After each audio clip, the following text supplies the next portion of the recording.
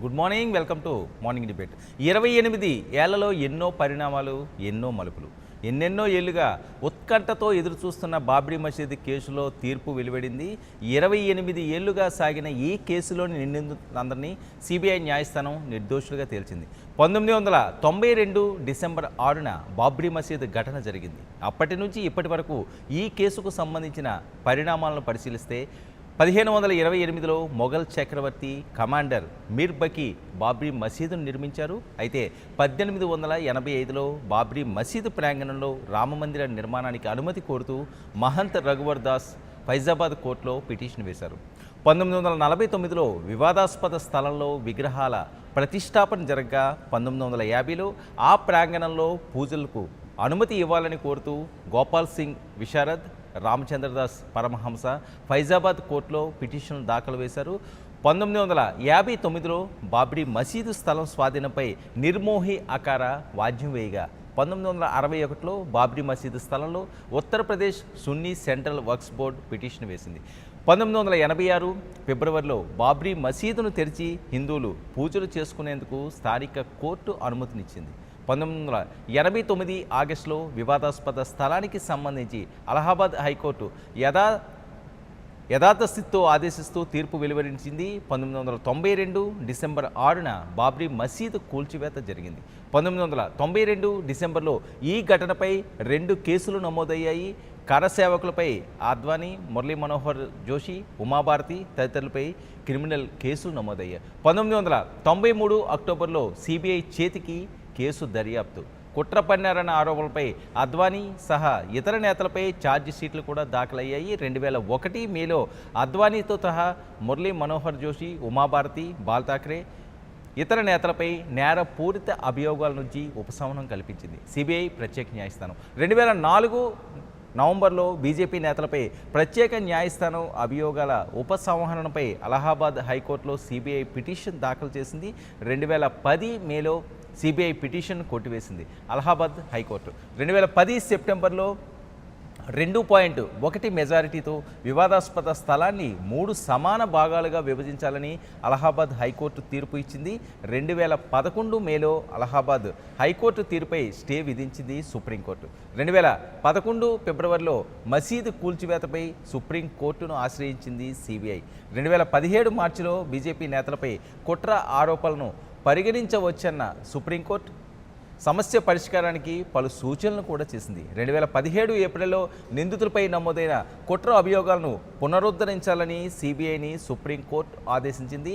2019 నవంబర్లో అయోధ్యలోని వివాదాస్పద భూమిని రామ్లల్లాకు కేటాయిస్తూ సంచలన తీర్పును కూడా న్యాయస్థానం ఇచ్చింది. మసీదు నిర్మాణానికి ప్రత్యామ్నాయంగా 5 ఎకరాల స్థలం కేటాయించాలని ప్రభుత్వానికి ఆదేశాలు కూడా జారీ చేసింది. 2020 ఆగస్టులో అయోధ్య రామాలయ నిర్మాణానికి ప్రధానమంత్రి నరేంద్ర మోదీ భూమి పూజ చేశారు. ఇక 2020 సెప్టెంబర్ 30న మసీదు కూల్చివేత కేసులో సిబిఐ ప్రత్యేక న్యాయస్థానం నిందితులను నిర్దోషులుగా ప్రకటిస్తూ తీర్పు వెలువడింది. అత్యున్నత ధర్మస్థానం దీనికి సంబంధించి ధర్మాసనం తీర్పును వెలువరించడం జరిగింది. ఇది సంచలన తీర్పుగా పేర్కొంటున్నారు. ఇంకా ఇదే ఇష్యూపై ఈనాటి మార్నింగ్ డిబేట్ని కొనసాగిద్దాం. మనతో పాటుగా చర్చలో పాల్గొంటున్నారు శాంతారెడ్డి గారు, బీజేపీ సీనియర్ నాయకురాలు మనతో పాటుగా లైవ్లో జాయిన్ అయ్యారు. తులసిరెడ్డి గారు, కాంగ్రెస్ సీనియర్ నేత మనతో పాటుగా లైవ్లో జాయిన్ అయ్యారు. రామకృష్ణ గారు, సిపిఐ రాష్ట్ర కార్యదర్శి కూడా మనతో పాటుగా లైవ్లో జాయిన్ అయ్యారు.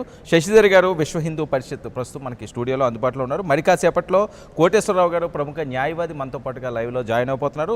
మొయ్యునుద్దీన్, ముస్లిం నేత, ఎనలిస్ట్ కూడా మనతో పాటుగా మరి కాసేపట్లో లైవ్లోకి జాయిన్ కానున్నారు. ముందుగా ఒక తీర్పుకి సంబంధించి అటు బీజేపీలో అవనియండి, లేకపోతే ఇటు విశ్వ హిందూ పరిషత్ వీళ్ళంతా కూడా హర్షం వ్యక్తం చేస్తుంది. ఎందుకంటే మొదటి నుంచి కూడా ఎక్కువగా దీని మీద పోరాడింది వాళ్ళే. ఒక మంచి తీర్పు వచ్చిందని చెప్పి స్వాగతించడం జరుగుతుంది. ముందుగా శాంతారెడ్డి గారి వెర్షన్ తీసుకుంటే పని చేద్దాం. బీజేపీ సీనియర్ నాయకులు, గుడ్ మార్నింగ్ అండి శాంతారెడ్డి గారు. నమస్కారం అండి. శాంతారెడ్డి గారు, ఎలా చూడాల్సి ఉందండి బాబ్రీ మసీదుకి సంబంధించి సిబిఐ కోర్టు ఇచ్చిన తుది తీర్పు?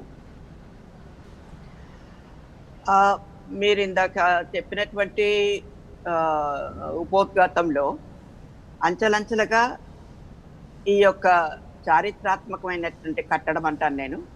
ఈ కట్టడం విషయంలో 16వ శతాబ్దం నుంచి హిందూ సమాజము ఈ రామ్లలాను పెట్టినటువంటి పవిత్ర క్షేత్రాన్ని కాపాడుకుంటూ రావడానికి చేసినటువంటి ప్రయత్నాలన్నీ కూడా మీరు చెప్పారు. ఒకటి మిస్ అయ్యారని చెప్పి నేను అనుకుంటున్నాను. 2017లో సుప్రీంకోర్టు అలహాబాద్ కోర్టుకి ట్రాన్స్ఫర్ చేస్తూ ఈ యొక్క తీర్పుని 2 సంవత్సరాల లోపల పూర్తి చేసి సబ్మిట్ చేయాల్సిందిగా ఒక టైం బౌండ్ ని పెట్టడం జరిగింది. దీంట్లో ఎంతో ప్రయాసతో కూడినటువంటి విచారణ చేసిన తర్వాతే నిన్నటి రోజున 30వ తారీఖు రోజున ఈ చారిత్రాత్మకమైనటువంటి తీర్పు వచ్చింది. మొత్తానికి ధర్మో రక్షిత రక్షిత అని ఎప్పటికైనా కూడా సత్యమే జయిస్తుంది, సత్యమేవ జయతే అని చెప్పేటువంటి విధానంలో ఈ తీర్పు వెలువరించడం యావత్తు భారతదేశంలో ప్రజలకందరికీ కూడా ఇదొక మరో చరిత్రకి నాంది పలికినటువంటి తీర్పుగా అనిపించింది. ఈ యొక్క తీర్పు ద్వారా స్పష్టంగా తెలిసినటువంటిది ఏంటంటే, ఒకటి, కోర్టులో సబ్మిట్ చేయడానికి విలువైనటువంటి ఆధారాలు ఏమీ లేకపోవడం అనేది చిన్న విషయం కాదండి. ఎందుకంటే ఈ గుహనా లౌకికవాదులు ఎవరైతే ఉన్నారో వీళ్ళు ఇంత పట్టుబట్టి ఇంత తప్పుడు ప్రచారం చేసిన తర్వాత, తప్పుడు ప్రచారం అంటాను నేను, ఈ తప్పుడు ప్రచారం చేసిన తర్వాత వాళ్ళ శక్తి చాలలేదా ఎవిడెన్సెస్ ని కోర్టుకు ప్రొడ్యూస్ చేయడానికి అని చెప్పి ప్రశ్నిస్తాను. రెండవ విషయం ఏంటంటే, ఈ యొక్క తీర్పులో వీడియోస్ ట్యాంపరింగ్ చేశారు అని చెప్పి ధర్మాసనం ప్రశ్నించింది. ట్యాంపరింగ్ చేసి హిందూ సమాజం మీద లేదు బీజేపీ లీడర్ల మీద తప్పుడు ప్రచారం చేస్తూ ఈ దేశాన్ని విభజించడానికి ఉపయోగించుకున్నారు, ఈ దేశంలో కల్లోలితమైనటువంటి విషయాలని ప్రేరేపించడానికి దీన్ని తప్పుడు ప్రచారాన్ని చేశారని చెప్పి నేను ఆరోపించాల్సి వస్తుంది. ఆలోచించాల్సింది కాదు, ఆరోపించాల్సి వస్తుంది. ఇన్ని రోజులు మా ఆరోపణ అలా ఉండేది కాదు. మాకు సంబంధించినట్టు మట్టుకు మేము పాజిటివ్గా పోతున్నాం. ఈ రోజు వాళ్ళు చేసినటువంటి వాదనలు కొన్ని నిన్నటి రోజునంతా కూడా చూస్తా ఉన్నాక నాకు ప్రశ్న మొదలైంది ఏంటంటే, అసలు ట్యాంపరింగ్ చేసి తప్పుడు ప్రచారం చేసి ఈ సమాజాన్ని రెండుగా అనుకొని రెండుగా విభజించి మనస్సుల్ని కూడా విరిచేసే విధంగా వాళ్ళ ఉపన్యాసాలు ఇస్తూ ప్రజల్ని మభ్యపెడుతూ వస్తున్నటువంటి వాళ్ళందరూ కూడా ఈరోజు కోర్టు ఇచ్చినటువంటి తీర్పు ద్వారా క్షమాపణ చెప్పాలని చెప్పి ఈ సమాజానికి, హిందూ సమాజానికి, ఈ భారతదేశ ప్రజలకు క్షమాపణ చెప్పాలని చెప్పి నేను డిమాండ్ చేస్తున్నాను. Right, okay. తులసిరెడ్డి గారు కూడా మనతో జాయిన్ అయ్యారు. గుడ్ మార్నింగ్ అండి తులసిరెడ్డి గారు. Very good morning. తులసిరెడ్డి గారు, ఎలా చూడాల్సి ఉందండి బాబ్రీ మసీద్ తీర్పుని? ఇక్కడ 6 అంశాలు. ఒకటి, కట్టడం కూల్చింది వాస్తవం, కూలిపోయింది వాస్తవం, అది అందరికీ తెలిసిందే. రెండవది, ఎవరు కూల్చింది అందరికీ తెలుసు. వడ్ల గింజలు ఏముంటుంది, బియ్యపు గింజ ఉంటుంది. ఎవరు కూల్చింది అందరికీ తెలుసు. మూడవది, సరే కూల్చిన దానికి సాక్ష్యాలు లేకపోయిండొచ్చు. ఎందుకంటే ఇప్పుడు జడ్జి ఇంటి ముందర మర్డర్ జరిగినా కానీ, జడ్జి కల్లారా చూసినా కానీ దానికి మళ్ళీ సాక్ష్యాలు లేకుంటే ఆ జడ్జే కేసును కొట్టేయాల్సి వస్తుంది. కాబట్టి సాక్ష్యాల కాడ ఒకవేళ సిబిఐ కోర్టు చెప్పినట్టు అందరికీ తెలిసినప్పటికీ సాక్ష్యాలు వచ్చేసి నిరూపించలేకపోయిండొచ్చు. అది ఒకటి. నాలుగవది, బీజేపీ నాయకుల ఆత్మవంచన. వీళ్ళేమో కోర్టు బయట మేమే కూల్చింది అని చెప్పేసి రొమ్ములు విరుచుకొని సక్కాలు చెప్పుకొని చేస్తారు. కోర్టు బయట మాత్రము మాకు సంబంధం లేదు, ఆత్మవంచన. ఐదవది వచ్చేసి, సామాన్యుడు ఏమనుకుంటాడంటే, అయ్యా అయిపోయింది ఇంక ఎందుకులే తలకాయ నొప్పి, ఆల్రెడీ ప్రధాన ఇష్యూనే సెటిల్ అయిపోయింది, అత్యున్నత న్యాయస్థానమే సుప్రీంకోర్టే తీర్పిచ్చింది, ఆల్రెడీ రామాలయానికి భూమి పూజ కూడా జరిగింది, దానికి వచ్చేసే కచ్చిదారుల్లో ఒకడైనటువంటి ఆయన కొడుకు ఇక్బాల్ అన్సారీ కూడా వచ్చాడు, మొదటి ఆహ్వాన పత్రిక ఆయనకే పోయింది, తర్వాత సున్నీ వక్ఫ్ బోర్డు కూడా 5 ఎకరాల భూమి ఇచ్చారు. సరే ఏదో జరిగిపోయింది, 28 సంవత్సరాలు అయిపోయింది, ఇంకా దాని గురించి ఎందుకు ఊరికే డిస్కషన్ అనేది కూడా సామాన్యుడు అనుకుంటున్నాడు. ఫైనల్గా వచ్చేసి, సరే ఇదేమో అత్యున్నత న్యాయస్థానం కాదు, దీనికి మళ్ళీ పోవాలంటే పై న్యాయస్థానం ఉంది, కాబట్టి అప్పీల్కి పోవాలంటే పోవచ్చు. కాబట్టి ఓవరాల్గా ఒక సామాన్యుడు అనుకునేది ఇవన్నమాట. కూల్చింది వాస్తవమే, కూల్చింది ఎవరైంది ప్రపంచానికి తెలుసు, సాక్ష్యాలు ఒకవేళ లేకపోయిండొచ్చు జడ్జికి తీర్పిచ్చేదానికి, నాలుగోది బీజేపీ నాయకులది ఆత్మవంచన. ఆ విధంగా అయితే వాళ్ళే ఘనంగా చెప్పుకోవాలి. వచ్చేసి నిజంగా ఆ రోజు మహాత్మా గాంధీ వచ్చేసి స్వాతంత్ర ఉద్యమ కాలంలో అనేక సార్లు బ్రిటిషర్లు వచ్చేసి జైల్లో పెట్టినా ఆయన ఒకే మాట మీద ఉన్నాడు, ఎస్ నేను అదే అంటాను, నన్ను జైల్లో వేసినా పర్వాలే, జైలు నుండి ఇచ్చినా కూడా మళ్ళీ నేను వచ్చేసి నేను చెప్పిన దాని మీదనే కట్టుబడి ఉంటా. అది ఆ తెంపు ఉండాలా. కొద్దిగా బయట వచ్చేసేసి మేమే కూల్చామనేది లోపల వచ్చేసి కోర్టు లోపల ఆ పిరికితనం అనేది అది స్పష్టంగా కనపడుతుంది.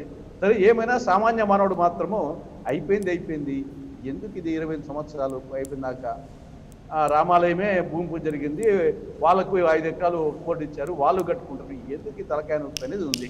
ఇది ఓవరాల్గా సామాన్యుని యొక్క భావన. రైట్.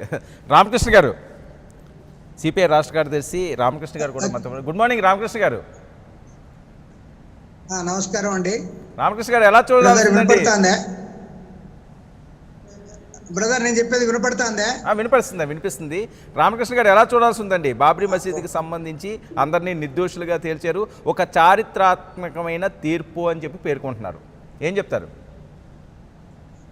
అదే ఇది రెండు రకాలుగా ఆలోచించాలి. ఒకటేమంటే నవంబర్ నెలలో సుప్రీంకోర్టు ఏదైతే చెప్పిందో ఆ చెప్పిన దానికి విరుద్ధంగా ఈ తీర్పు ఉంది. ఎందుకంటే సుప్రీంకోర్టు చాలా స్పష్టంగా చెప్పింది, బాబ్రీ మసీదును కూల్చడం తప్పు, అది ఒక క్రిమినల్ యాక్టివిటీ అని కూడా, నేరపూరితమైన చర్యను కూడా చాలా స్పష్టంగా ఆ రోజు చెప్పింది. రెండోది ఏమంటే ప్రజలకి విశ్వాసం ఉండాలి కోర్టుల పైన.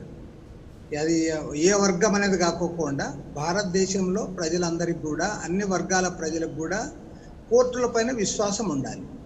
విశ్వాసం ఉండాలంటే ఇది ఎక్కడో చీకట్లో జరిగిన సంఘటన కాదు. అది 1992 డిసెంబర్ 6వ తేదీ నాడు పట్టపగలే బాబ్రీ మసీద్ విధ్వంసం జరిగింది. ఈ విధ్వంసానికి ముందు ఎల్కే అద్వానీ గారి ఆధ్వర్యంలో దేశమంతటా సోమనాథ్ టెంపుల్ దగ్గర నుంచి కూడా రథయాత్ర జరిగింది. అన్ని చోట్ల వాళ్ళు రెచ్చగొట్టే ప్రసంగాలు చేస్తూ పోయారు. తర్వాత అక్కడ కూడా వచ్చి మీటింగ్ పెట్టుకున్నారు. ఆ మీటింగ్లో కూడా రెచ్చగొట్టే ప్రసంగాలు చేశారు. ఆ రోజుల్లో మీకు చాలామందికి, ఎందుకంటే శాంతారెడ్డి గారు వీళ్ళంతా కూడా మాట్లాడారు, తులసిరెడ్డి గారు కూడా ఉన్నారు, సీనియర్ లీడర్లు అందరూ కూడా ఆ రోజుల్లో మనం పత్రికలు తీసేసి చూస్తే ఆ రోజు చాలా క్లియర్గా చెప్పేవాళ్ళు. ఉమాభారతి లాంటి ఫైర్ బ్రాండ్ లీడరు, ఆమె బ్రహ్మాండంగా ఎంకరేజ్ చేసింది, ఆ విధ్వంసం చేయమని చెప్పి ఆమె ఇది చేసింది అని చెప్పి ఆమెను పెద్ద ఇదిగా ఆ రోజు వాళ్ళు చెప్పుకున్నారు కూడా. మరి వాళ్ళ తీరా వచ్చిన తర్వాత అసలు అంత కొన్ని లక్షల మంది వచ్చారు, వీళ్ళందరూ కూడా రథయాత్ర చేశారు, తర్వాత అక్కడ మీటింగ్ పెట్టారు, ప్రజలను రెచ్చగొట్టిన తర్వాత విధ్వంసం జరిగింది. ఈరోజు వీళ్ళకి ఎవరికీ సంబంధం లేదని చెప్తారు. ఆమె కొంతమంది అయితే వాళ్ళు ఓపెన్గా చెప్పారు, మేము అందులో పాల్గొన్నందుకు చాలా గర్విస్తున్నాం, మేము అందులో ఇది చేశామని కూడా చెప్పారు. కానీ ఈరోజు మరి ఆ జడ్జి గారు ఏమంటారంటే వీళ్ళెవరూ పాల్గొనలేదు, వీళ్ళెవరికి సంబంధం లేదు, పైగా ఆశ్చర్యకరంగా ఏమంటే వీళ్ళందరూ కూడా విధ్వంసం జరుగుతూ ఉంటే వీళ్ళు ఆపడానికి ప్రయత్నం చేశాడని చెప్తా ఉన్నారు. మరి విధ్వంసం జరగడానికి వీళ్ళు కారకులు కాలేదంటే మరి ఎవరు కారకులు? ఫోన్లే లోకల్ పీపుల్ ఏమైనా ఇన్వాల్వ్ అయ్యి వాళ్ళు చేశారా? లోకల్ పీపుల్ అది చేస్తా అంటూ వీళ్ళు బయట నుంచి పోయిన వాళ్ళు స్పెక్టేటర్స్గా ఉన్నారా? మరి రథయాత్ర ఎందుకు చేశారు? ఆ రెచ్చగొట్టి ఉపన్యాసాలు ఎందుకు ఇచ్చారు? అంటే ఇదేదో నైట్ పూట ఎక్కడో రాత్రిపూట జరిగింది, అడవిలో జరిగింది, అప్పుడు జీవనం ఎవరు లేరు, ఎవరు చేశారు చెప్పలేమనేది కాదు కదా. మీరు పట్టపగలే చేసిరి, దానికి ముందు దానికి ఒక ప్రయత్నం చేసిరి, దేశమంతా ప్రచారం చేసిరి, అదేవిధంగా దాన్ని ఒక ఘనకార్యంగా మీరే బయట చెప్పుకున్నారు. అది చాలా మేము కాబట్టి చేయగలిగాం, మేము ఇది విముక్తి చేశామన్నారు. కాబట్టి ఏమంటే మీరు ఇది లౌకిక దేశం అనే ఈ లౌకిక దేశంలో అందరికీ న్యాయం జరుగుతుంది అనేది నిన్నటితో చాలామందికి అది పోయింది, ఆ నమ్మకం పోయింది. రెండోది సుప్రీంకోర్టు చెప్పిన తర్వాత కూడా సుప్రీంకోర్టు చాలా స్పష్టంగా చెప్పింది, చాలా క్లియర్గా, ఇది నేరపూరిత చర్య బాబ్రీ మసీద్ విధ్వంసం అనేది అని కూడా చెప్పారు. అది చెప్పింది కూడా ఎప్పుడో కాదు, నవంబర్ నెలలో చెప్పారు. చెప్పిన తర్వాత ఈ కోర్టు ఈ రకంగా ఇస్తాం. కాబట్టి ఏమంటే ఇది ఏ రకంగా కూడా కరెక్ట్ కాదు. ఖచ్చితంగా చెప్పగలను, ఇవాళ కోర్టులు కూడా ఇన్ఫ్లుయెన్స్ చేస్తున్నారు అనే దానికి ఇది ఒక ఉదాహరణ. ఎందుకంటే కోర్టులు కూడా ఇండిపెండెంట్గా ఆలోచించే పరిస్థితి ఈ దేశంలో లేదు. పైగా జడ్జిమెంట్ ఇచ్చిన తర్వాత వాళ్ళకి పెద్ద సముచిత స్థానాలు కూడా ఆఫర్ చేస్తూ ఉన్నారు. కాబట్టి ఏమంటే భారతదేశంలో లౌకికవాదానికి పెను ప్రమాదం అనేది మరింత పెరుగుతూ ఉంది. కోర్టులు కూడా ఇందులో భాగస్వాములు కావడం చాలా శోచనీయము. ఇది క్లియర్గా చెప్తా ఉన్నాను.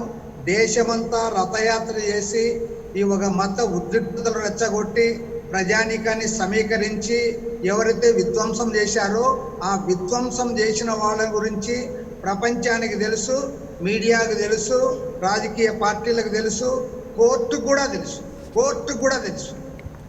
కోర్టుకు తెలియదంటే మాత్రం ఇంకా కోర్టు గుడ్డిదని చెప్పాలి. మరి ఎవడు పైన కొట్టాడు చెప్పండి. అయితే పోనీ అద్వానీ గారు చేయలేదు, ఎవరు పోయారు? వాజ్పేయి గారు అటు పోలే కదా. వాజ్పేయి గారు డిజోన్ చేశారు కదా. ఆ రోజు వాజ్పేయి గారు ఒక సీనియర్ లీడర్గా, ఒక నేషనల్ లీడర్గా ఇది చేసింది కరెక్ట్ కాదని చెప్పాడు కదా.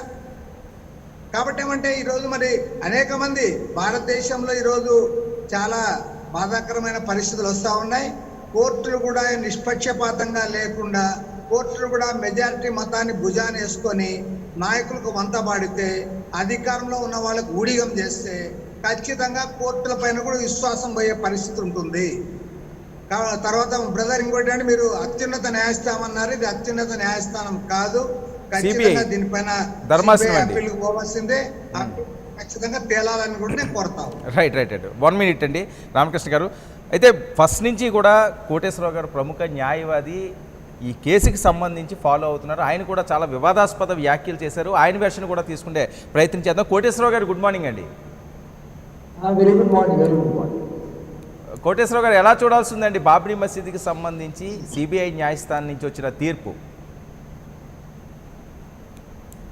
మనము న్యాయస్థానాల గురించి ఆలోచించేటప్పుడు న్యాయస్థానాలకి చట్టము, చట్టపరిధి, లీగల్ అండ్ టెక్నికల్ డిఫెన్స్ అనేది, టెక్నికల్ అప్రిసియేషన్ అనేది, లీగల్ అప్రిసియేషన్ అనే లిమిటేషన్లో ఉంటాయి.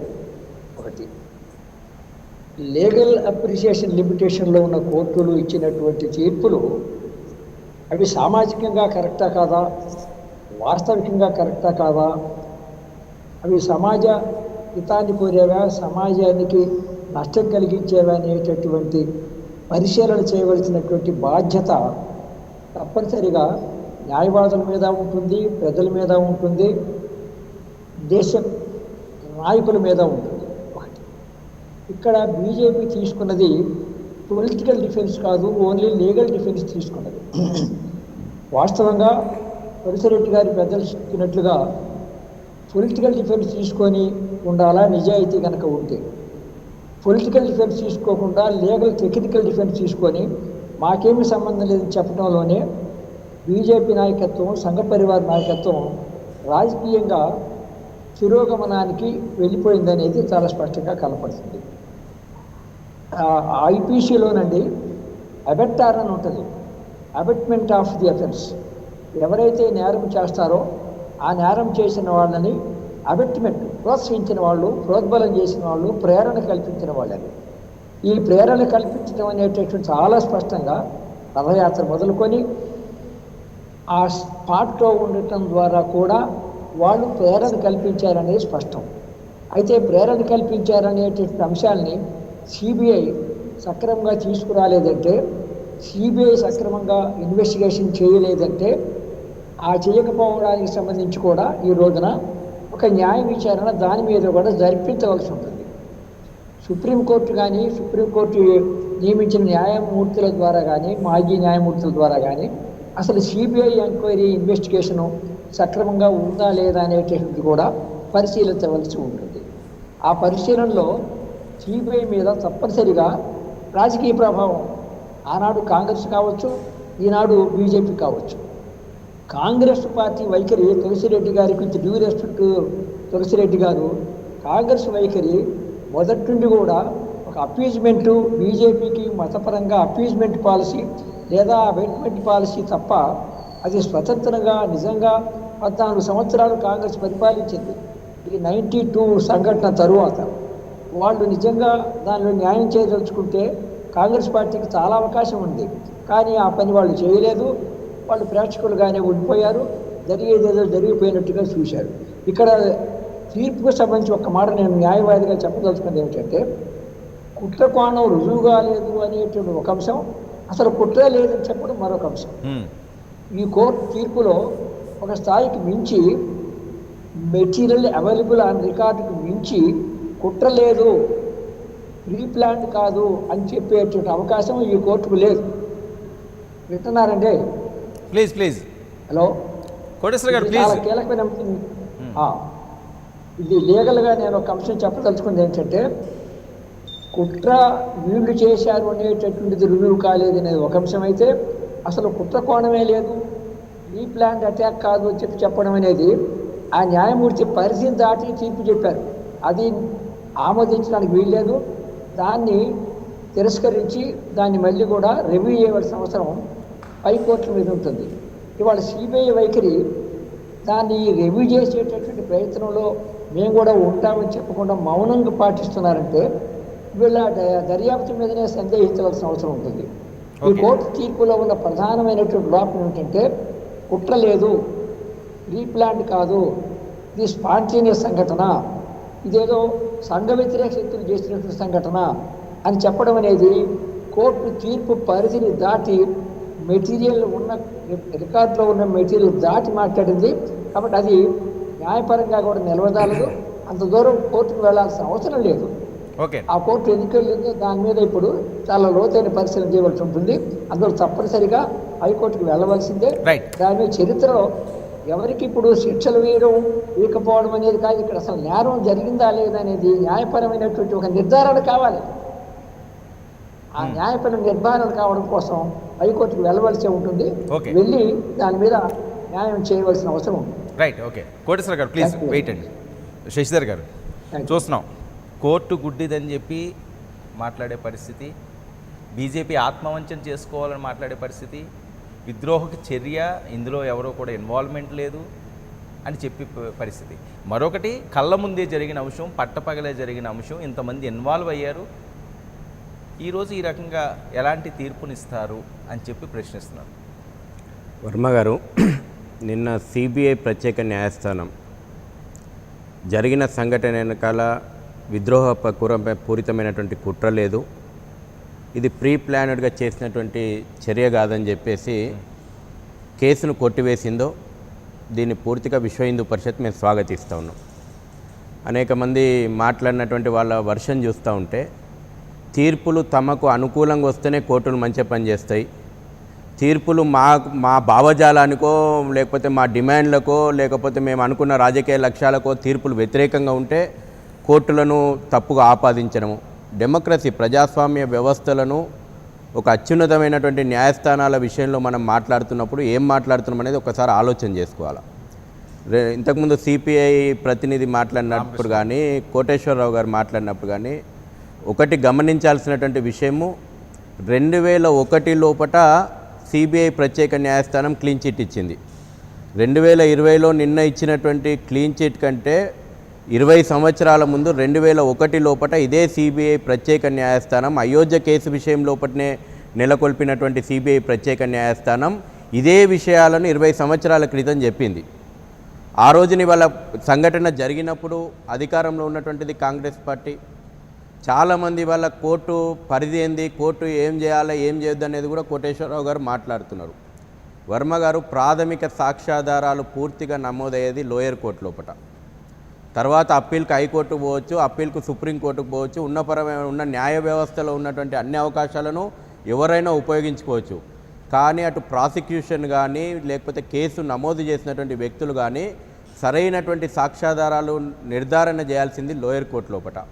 నేను ఇవాళ అడుగుతూ ఉన్నాను, ఇవాళ రాజకీయ విమర్శలు చేస్తున్నటువంటి కాంగ్రెస్ పార్టీ సాక్ష్యాధారాలు సరిగ్గా లేవని చెప్పినటువంటి తులసిరెడ్డి గారి వాదనను నేను ఏకీభవిస్తూనే, ఆ రోజున మరి లిబర్హన్ కమిషన్ వేసిండ్రు, మీరు 17 సంవత్సరాల సుదీర్ఘ విచారణ చేసిండ్రు, జస్టిస్ లిబర్హన్ కమిషన్ విషయంలో దృష్టికి తీసుకొచ్చి మీరు రాజకీయంగా కూడా అనేక ఆరోపణలు చేశారు.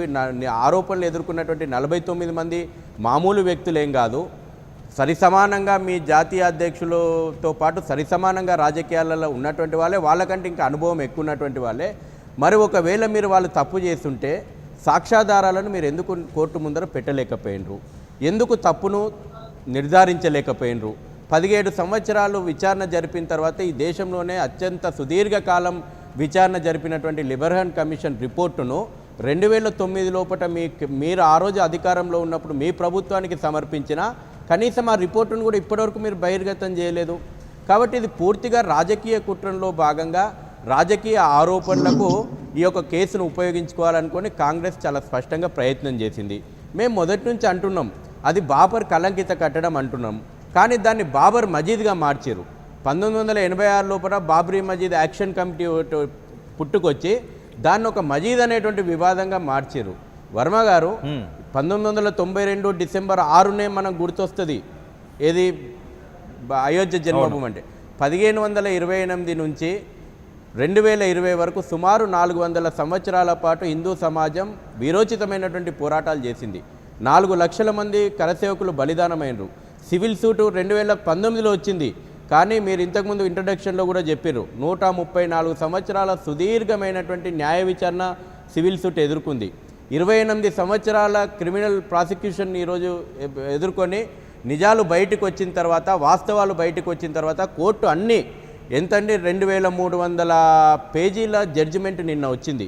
351 మంది సాక్షులను 600 సాక్ష్యాలను పరిశీలించిన తర్వాత 28 సంవత్సరాలు విచారణ చేసి ఇస్తే ఇవాళ జడ్జిలకు మీరు మతాన్ని ఆపాదిస్తారు, జడ్జిలకు రాజకీయాలను ఆపాదిస్తారు. మీకు అనుకూలంగా వచ్చిన రోజున తీర్పు వచ్చిన రోజునే స్వాగతిస్తారు. సుప్రీంకోర్టు మంచిగా చెప్పింది, కేరళ శబరిమల ఆలయ విషయంలో కూడా తీర్పు వస్తే సిపిఐకి స్వాగతం పలుకుతారు. ఇదే రజన్ గొగోయ్ గారు వచ్చేసేసి నరేంద్ర మోడీ ప్రభుత్వానికి వ్యతిరేకంగా ప్రెస్ మీట్ పెడితే ఆ రోజున రజన్ గొగోయ్ గొప్ప న్యాయవాది అయిపోయిండు. ఇవాళ అయోధ్య తీర్పు ఇచ్చిన తర్వాత గొగోయ్ వాళ్ళకు ద్రోహి అయిపోయిండు. ఆయనకు న్యాయ వ్యవస్థ రాజకీయ విషయాలను అంటగట్టేటువంటి ప్రయత్నం చేస్తారు. కాబట్టి మీరు చాలా స్పష్టంగా విషయంలాగా మాట్లాడదాం. అలహాబాద్ హైకోర్టు కూడా 2010 లోపట 2001 లోపల తీర్పు సిబిఐ ప్రత్యేక న్యాయస్థానం క్లీన్ చీట్ ఇస్తే అదే విషయాలను అప్పీల్కి పోయింది. 2010 లోపల అలహాబాద్ హైకోర్టు చాలా స్పష్టంగా ఇదే విషయాన్ని సిబిఐ ప్రత్యేక న్యాయస్థానం విషయం ఇచ్చినటువంటి తీర్పును రూఢి చేస్తూ మళ్ళీ క్లీన్ చీట్ ఇచ్చింది, అప్పీల్కి పోయినరు. నిజంగా ఒకవేళ సిబిఐని రాజకీయ దురుద్దేశంతో మిస్యూజ్ చేయాలనుకుంటే 2001 లోపల ఎవరండి అధికారంలో ఉన్నది? ఇవాళ అప్పీల్కి పోయినప్పుడు ఎవరండి అధికారంలో ఉన్నది? స్వయంగా ఆ రోజున అద్వానీ గారు హోమ్ మినిస్టర్గా ఉన్నారు. ఒకవేళ సిబిఐ కోర్టును అప్పీల్ పోకుండా నిజంగా ఆ రోజు ఆపొచ్చు, కానీ న్యాయ వ్యవస్థ మీద ఉన్నటువంటి నమ్మకము, న్యాయ వ్యవస్థకి ఇచ్చినటువంటి విలువ ఆధారంగా సిబిఐకి పూర్తి స్వేచ్ఛ ఇస్తే అప్పీల్కి పోయినరు. 2017 వర్మ గారు 2017 లోపల సుప్రీంకోర్టుకు అప్పీల్ పోయింది ఎప్పుడండి? ఆ రోజున వాజ్పేయి ప్రభుత్వం హయాం లోపల క్లీన్ చీట్ ఇచ్చిన సిబిఐ అప్పీల్కి పోయేటువంటి స్వేచ్ఛ ఉంది. 2017 లోపల అలహాబాద్ హైకోర్టు క్లీన్ చీట్ ఇచ్చిన సుప్రీంకోర్టు పోయేటువంటి స్వేచ్ఛ నరేంద్ర మోడీ గారి ప్రభుత్వంలో ఉంది. కాబట్టి చివరికి ధర్మమే గెలుస్తుంది అనేటువంటి ఒక నమ్మకంతో మేము ఈ రోజు ఉన్నాం. నిన్న కోర్టు కూడా చెప్పింది అదే. ఇంతకుముందు వారు అన్నట్టు వాస్తవం 1992 డిసెంబర్ 6న కలంకిత కట్టడం కూల్చివేత జరిగినటువంటి విషయం వాస్తవము. ఇది ఎవరము కాదనలేము, జరిగింది. కానీ ఇక్కడ కోర్టు తీర్పు గురించి ఆలోచన చేస్తే మీరు ఏదైతే రాజకీయ అంశాలతోటి రాజకీయ కారణాలతోటి ఆరోపణలు చేసినటువంటి వ్యక్తులు ఇంతకాలం రాజకీయంగా ఉపయోగించుకున్నటువంటి విషయము ఈరోజు తప్పు అనేటువంటి విషయం తేలిపోయింది. కాబట్టి ఇప్పటికైనా వాళ్ళు నిజాలు గుర్తెరగాలి. ఇంకొక కన్క్లూజన్ చివరిగా నేను చెప్తాను. 2019 లోపల అది బాబర్ ఏదైతే కలంకిత కట్టడం కూల్చివేత జరిగినటువంటి ప్లేసు అయోధ్య రామ మందిర నిర్మాణము, రాముని యొక్క హక్కు డైటీ రైట్స్ను గుర్తించింది సుప్రీంకోర్టు. ఈరోజు నిన్న తీర్పు కూడా క్రిమినల్ కేసు కొట్టివేయబడ్డది. బాబర్ కలంకితమైనటువంటి యొక్క వివాదము నిన్నటితోటి ముగిసిందని మేము అనుకుంటున్నాం. రైట్. మొయినుద్దీన్ గారు ఎలా చూడాల్సింది?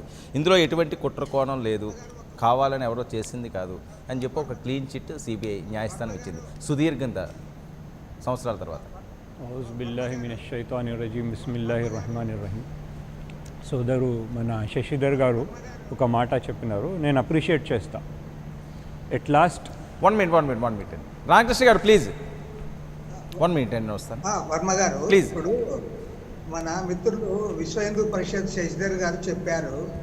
ఆయన ఏమంటున్నారంటే మీరు కోర్టులది వీళ్ళు విభేదిస్తారా అని. మేము విభేదించడం కాదు, సుప్రీంకోర్టు చెప్పిందే మేము ఉటంకిస్తున్నాం. సుప్రీంకోర్టు చెప్పిందేమి? బాబ్రీ మసీద్ విధ్వంసము నేరపూరిత చర్య అని చాలా స్పష్టంగా చెప్పింది. అది ఎప్పుడో కాదు, నవంబర్ నెలలో చెప్పింది. తర్వాత రెండోదేమి మీరు కూడా అంగీకరిస్తూ ఉన్నారు, అక్కడ విధ్వంసం జరిగిందని. నేను అడుగుతా ఉన్నా 28 ఏళ్ల తర్వాత మీరు తేల్చిందేంటి? కూడిన వీళ్ళు ధర్మాసనము చేయలేదన్నారు. రామకృష్ణ గారు, ఒకటి ఏ కోర్టులైనా, సుప్రీం కోర్టు అయినా, లోయర్ కోర్టులైనా సాక్ష్యాలు ఆధారాలు లేకపోతే శిక్ష ఏమన్నారు? మీరు చెప్పింది విన్నాం కదా మేము. అదే విషయం చెప్తున్నాను నేను, మీరు చెప్పిందే చెప్తున్నాను నేను. వెయిట్ చేశారు గారు ప్లీజ్. రామకృష్ణ గారు అదే మేము చెప్పింది వినడంలే. ఓకే, మీరు please. ఒక్క మాట వినండి. ఇప్పుడు దీనిపైన సుదీర్ఘమైన చర్చ జరిగింది. 28 సంవత్సరాల కాలం గడిచింది. మనము టీవీలో మనం డిబేట్ చేసేవాళ్ళు, మనం ఏదో మన అభిప్రాయాలకు అనుగుణంగా మనం చేస్తాం. కానీ ఇవాళ సిబిఐ వాళ్ళు 28 ఏళ్ల తర్వాత ఎవరు ఆ విధ్వంసంలో పాల్గొన్నారో వాళ్ళని ఫిక్స్ చేయాలి కదా. విధ్వంసం అయితే జరిగింది కదా, మరి విధ్వంసం జరిగిన తర్వాత ఎందుకు ఫిక్స్ చేయాలి? ఆ రోజున్న ప్రభుత్వాలు ఏం చేస్తాయని అడుగుతున్నాం ఇవాళ మేము. రాజకీయంగా మీరు కానీ కాంగ్రెస్ కానీ రాజకీయంగా ఈ కేసులు వాడుకోవాలని చూసింది కానీ అప్పుడు సాక్ష్యాధారాలు 2001 లో ఉన్న బీజేపీ ప్రభుత్వం చెప్పాలి దానికి. సాక్ష్యాధారాలు ఎందుకు పెట్టలేదని ఇవాళ మేము కూడా అదే అడుగుతున్నాం. రామకృష్ణ గారు, మీరు రాజకీయ ఆరోపణలు చేయకండి. చట్టం, మనం మాట్లాడుతున్నటువంటిది చట్ట పరిధిలో ఉన్నటువంటి విషయం గురించి, కేసు గురించి మనం మాట్లాడుతున్నాము. ఆ సాక్ష్యాధారాలు ఎందుకు నమోదు చేయలేదు? వెయిట్ చేస్తారు. You listen first. All these days we were listening. All these days మీరు చెప్తుందే వింటున్నాం. తప్పుల మీద తప్పులు చెప్తూ, అబద్ధం మీద అబద్ధం చెప్తూ ఈ సమాజాన్ని నమ్మబలగడానికి ప్రయత్నం చేస్తూనే ఉంటారు. పోనీ రామకృష్ణ గారు, 2019 లోపల సుప్రీంకోర్టు చెప్పింది ఒప్పుకుంటారా మీరు? సుప్రీంకోర్టు రామజన్మభూమి అని చెప్పింది. అది రామజన్మభూమి అని చెప్పింది సుప్రీంకోర్టు. అదే రామ్లలా రైట్ ను, లీగల్ రైట్ ను గుర్తించింది. అది టైటిల్ సూట్ అండి శశిధర్ గారు, అది టైటిల్ సూట్, ఇది క్రిమినల్ సూట్, రెండు వేరే వేరే ఉన్నాయి. సుప్రీంకోర్టు రామజన్మభూమి అని గుర్తించింది. అది టైటిల్ సూట్ అండి, రామజన్మభూమి అని గుర్తించింది. దాన్ని ఒప్పుకోవడానికి మీరు సిద్ధంగా లేరు. అది టైటిల్ సూట్ శశిధర్ గారు, అది టైటిల్ సూట్, రామజన్మభూమి అని అది వేరే, ఇది వేరే. ఆ కేసు వేరే, కేంద్ర ప్రభుత్వానికి ట్రస్ట్ ను ఏర్పాటు చేసేసి దేవాలయం కట్టమని ఇచ్చింది. ఒకవేళ అది నిజంగా రామాలయం కాదు సాక్ష్యాధారాలు లేకపోయింటే ఇప్పుడు డిబేట్ ఇవాళ అది సుప్రీంకోర్టు విషయంలో బాబ్రీ మసీద్ ధ్వంసం ఎవరు చేశారు, అది తప్పు, రాముడి యొక్క హక్కులు గుర్తించబడేదా? టైటిల్ సూట్ కాదు. వాస్తవాలుగా నిగ్గుదేలినాయి. చరిత్రగా నిగ్గుదేలింది. మీరు నమ్మలేదు, విశ్వాసాన్ని మీరు నమ్మలేదు, విశ్వాసాలను గాయపరిచిండ్రు. స్వతంత్ర భారతదేశంలో కూడా రామకృష్ణ గారు, మీరు దేవుని నమ్మని పార్టీకి ప్రాతినిధ్యం వహిస్తారు. మీలాంటి పార్టీలన్నీ కూడా స్వతంత్ర భారతదేశంలో కూడా భవ్య రామ మందిర నిర్మాణం కావాలని అంటే ఏ రోజు మీరు విశ్వాసాలకు విలువేయలేదు. ఆధారాలు ఏందని అడిగినరు. ఆర్కియాలజీ సర్వే ఆఫ్ ఇండియా ఆధారాలు రాడార్ టెస్టులు చేసేసి తవ్వకాలు జరిపి కూడా సుప్రీంకోర్టు ముందర ఆధారాలు పెట్టి తర్వాత తీర్పు వచ్చింది. తీర్పేం విశ్వాసాల మీద ఇయ్యలేదు, తీర్పు ఆధారాల మీదనే ఇచ్చిండ్రు. ఇప్పటికి కూడా మీరు అది అసలు రాముడే లేడు, అస్తిత్వమే లేదని సుప్రీంకోర్టుకు అఫిడవిట్ ఇచ్చినటువంటి చరిత్ర వాళ్ళ చరిత్ర. రాముడు లేడు, రామాయణం లేదు, రామాయణం బూటకం అని చెప్పేసి అఫిడవిట్ ఇచ్చినటువంటి చరిత్ర వాళ్ళు. ఇలా వాళ్ళు మాట్లాడతారు. 1 minute అండి ప్లీజ్. శాంతారెడ్డి గారు మీకు నేను అవకాశం ఇస్తాను ప్లీజ్. చాలా టైం ఉంది. రామకృష్ణ గారు చర్చనే తప్పుదారి పట్టిస్తున్నారు. రైట్ ఓకే, వాళ్ళందరూ కూడా దాన్ని అవుననుకుంటున్నారు. ధర్మాసనం ఈ యొక్క వివాదాస్పదమైనటువంటి కట్టడం శాంతారెడ్డి గారు అని చెప్పారు, కానీ అది క్రిమినల్ యాక్ట్ కింద తీసుకొని 5 మంది ధర్మాసనం స్టేట్మెంట్ ఇవ్వలేదు. శాంతారెడ్డి గారు మీకు నేను ఇస్తాను ఛాన్స్ ప్లీజ్. 1 minute ఆయన కంప్లీట్ చేయనివ్వండి ప్లీజ్. ఇద్దరు మాట్లాడితే ఎవరికీ అర్థం కాదు ప్లీజ్. సుప్రీంకోర్టు వారు చెప్పిన దాన్ని ఈ దేశంలో ఏ రాజకీయ పార్టీ కూడా దాన్ని వివాదాస్పదం చేయలేదు. దాన్ని తర్వాత పోయి దానికి శంకుస్థాపన కూడా చేశారు. దాన్ని ఇప్పుడే అన్నారు మీరు, ఇప్పుడే ఆపాదించారు సార్, ఇప్పుడే ఆయన ఆపాదించిండు. వినండి అమ్మా, 1 minute. ఇప్పుడే డ్యూయల్ రోల్ మాట్లాడుతున్నారు. ఇది ఒక ఇప్పుడు మీ స్టాండ్ ఏది క్లియర్ గా చెప్పండి. మీ క్లియర్ స్టాండ్ చెప్తే శశిధర్ గారు కంప్లీట్ చేయండి. వినండి, Please. నేరపూరిత చర్యని స్పష్టంగా సుప్రీంకోర్టు చెప్పింది. తర్వాత నేరపూరిత చర్య మీరందరూ కూడా అనేటువంటి కేసు serious నడుస్తుందని చెప్పింది. కేసు నడుస్తూ ఉందని చెప్పింది కానీ అది నేరపూరిత చర్యను సుప్రీంకోర్టు అక్కడ డిక్లేర్ చేయలేదు. 5 మంది న్యాయమూర్తులు ఉన్నారు. వాళ్ళకి సబ్జెక్టు సబ్జుడిషియల్ తెలిసినప్పుడు వాళ్ళు సుప్రీంకోర్టులో చెప్పడం ఏంటి? ఇదే తప్పుదారి పట్టిస్తున్నారు చర్చని. కేసు నడుస్తుంది అని చెప్పారు. శాంతారెడ్డి గారు ఆయన పాయింట్ ముందు చెప్పనివ్వండి. నువ్వు కొద్దిగా వినమ్మా. ఇప్పుడు నేను అనేది ఏమంటే బ్రదర్ వర్మ గారు, నేను ఒక మాట చెప్తా. అన్న తులసిరెడ్డి అన్న కూడా ఉన్నాడు. ఈవెన్ ఒక చిన్న మెజిస్ట్రేట్ కోర్టులో కూడా మనము కేసులు పోతుంటాం. జిల్లా కోర్టులో కేసులు పోయినాను. నేను కూడా చాలా కేసుల్లో ముద్దాయిగా నేను అటెండ్ అయ్యాను. మామూలుగా ఏమంటే మేము కోర్టుకు రానప్పుడు మేము ఇది వేస్తూ ఉంటాం. ముందుగానే ఇట్లా రాలేమని చెప్పి దాంట్లో పిటిషన్ వేస్తూ ఉంటాం. కానీ జడ్జిమెంట్ చెప్పే రోజు అది చిన్న కేసా పెద్ద కేసా కూని కేసా అనే దాంతో నిమిత్తం లేకుండా ఆ కేసు జడ్జిమెంట్ అప్పుడు మాత్రము మొత్తం అక్యూజ్డ్ అందరూ అటెండ్ అవుతారు. ఖచ్చితంగా అటెండ్ అయితేనే జడ్జిమెంట్ చెప్తారు. ఇక్కడ ఈ కోర్టులో 28 ఏళ్ల తర్వాత జడ్జిమెంట్ చెప్తాను. 28 ఏళ్ల తర్వాత జడ్జిమెంట్ చెప్తా ఉంటే అందులో ఎవరైతే ముద్దాయిలుగా ఉన్నారో ఆ ముద్దాయిలు కోర్టుకే పోలే. వాళ్ళందరికీ ఎగ్జామ్షన్ ఇస్తా అంటే ఏమర్థం అవుతుంది?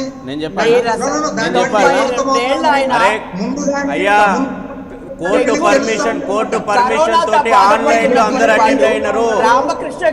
కరోనా ప్రత్యేక పరిస్థితుల దృష్ట్యా రామకృష్ణ గారు ఇంకా మీరు వాస్తవాలు ఏం చెప్తారండి ప్రజలకు?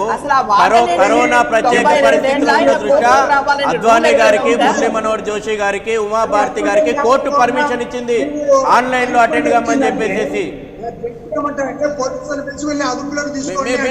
కనీసం మీకు నిన్న జడ్జిమెంట్ మీద కూడా అవగాహన లేనట్టున్నది. నిన్న జరిగిన ప్రొసీడింగ్స్ విషయంలో కూడా మీకు అవగాహన లేదు.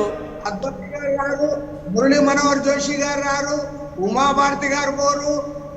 నేను చెప్పాలి నిన్న ప్రొసీడింగ్స్ ఎట్లా జరిగినా చెప్పాలి. వాళ్ళందరికీ ఎగ్జామ్షన్ ఇస్తారా? వర్మ గారు, ఏం కోర్టు అంటే రామకృష్ణ గారు మీరు వింటారా? కోర్టులో వింటారా?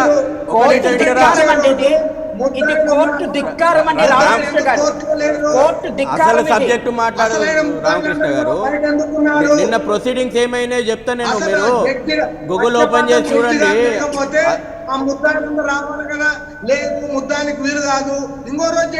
వర్మ గారు ఆయన నాప్తే మేము చెప్తాం. మాకు కూడా ఇవ్వాలి అవకాశం. అవాస్తవాలు మాట్లాడుతున్నారు, కొంతలేని విషయాలు మాట్లాడుతున్నాడు. ఏమి లేదు.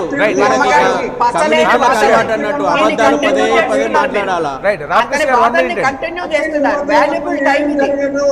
వర్మ గారు అసలు విషయం చూద్దామా?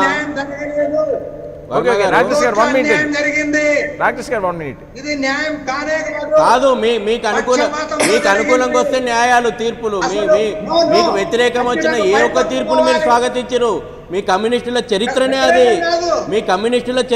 అది. మీకు కోర్టుల మీద విశ్వాసం ఉండదు, ప్రజాస్వామ్యం మీద విశ్వాసం ఉండదు, దేని మీద విశ్వాసం ఉండదు. మీకు చైనా మీద విశ్వాసం ఉంటుంది, రష్యా మీద విశ్వాసం ఉంటుంది, భారతీయ రాజ్యాంగ వ్యవస్థల మీద మీకు విశ్వాసం ఉండదు. కమ్యూనిస్టుల చరిత్రనే అది. అంబేద్కర్ ఇచ్చిపోయినటువంటి రాజ్యాంగ వ్యవస్థల మీద, కోర్టుల మీద, పార్లమెంటరీ ప్రజాస్వామ్య వ్యవస్థల మీద విశ్వాసం లేదని నిస్సిగ్గుగా ప్రకటించుకున్నటువంటి చరిత్ర మీ కమ్యూనిస్టులది. మీరుగా దయ్యాలు వేదాలు వాళ్ళు ఇచ్చినటువంటిది. మీరు ఆశించలేము. మీ కమ్యూనిస్టుల చరిత్ర ఏ రోజు మీరు గొప్పగా మాట్లాడారు. మీకు ఆదర్శం చైనా, మీకు ఆదర్శం రష్యా. మీకు భారత పార్లమెంటరీ వ్యవస్థల మీద, భారత న్యాయ వ్యవస్థ మీద మీకు నమ్మకం ఉండదు. రామకృష్ణ గారు, అసలు ఆయనకు నిన్న జరిగిన వర్మ గారు తప్పుదా పట్టించింది. ఒక నిమిషం నా క్లారిటీ ఏమనండి. నిన్న కోర్టు ప్రొసీడింగ్స్ మీద మీకు అవగాహన ఉందా లేదా? నిన్న అద్వానీ గారితో పాటు మురళీ మనోహర్ జోషి గారు, ఉమాభారతి గారు ఆన్లైన్ లోపల వాళ్ళు హాజరైనటువంటి విషయం మీకు తెలుసా లేదా? తెలిస్తే మాట్లాడు, లేకపోతే తప్పుదారి పట్టేయకు, తప్పుదారి పట్టేయకు, కోర్టులకు జడ్జీలకు ఆపాదించకు. తప్పు ఏం న్యాయ వ్యవస్థ రాష్ట్రపతితో పాటు సామాన్య పౌరుని వరకు అందరినీ సమదృష్టి చూసేటువంటి అతి గొప్పదైనటువంటి న్యాయ వ్యవస్థ అంబేద్కర్ గారు మనకు అందించారు.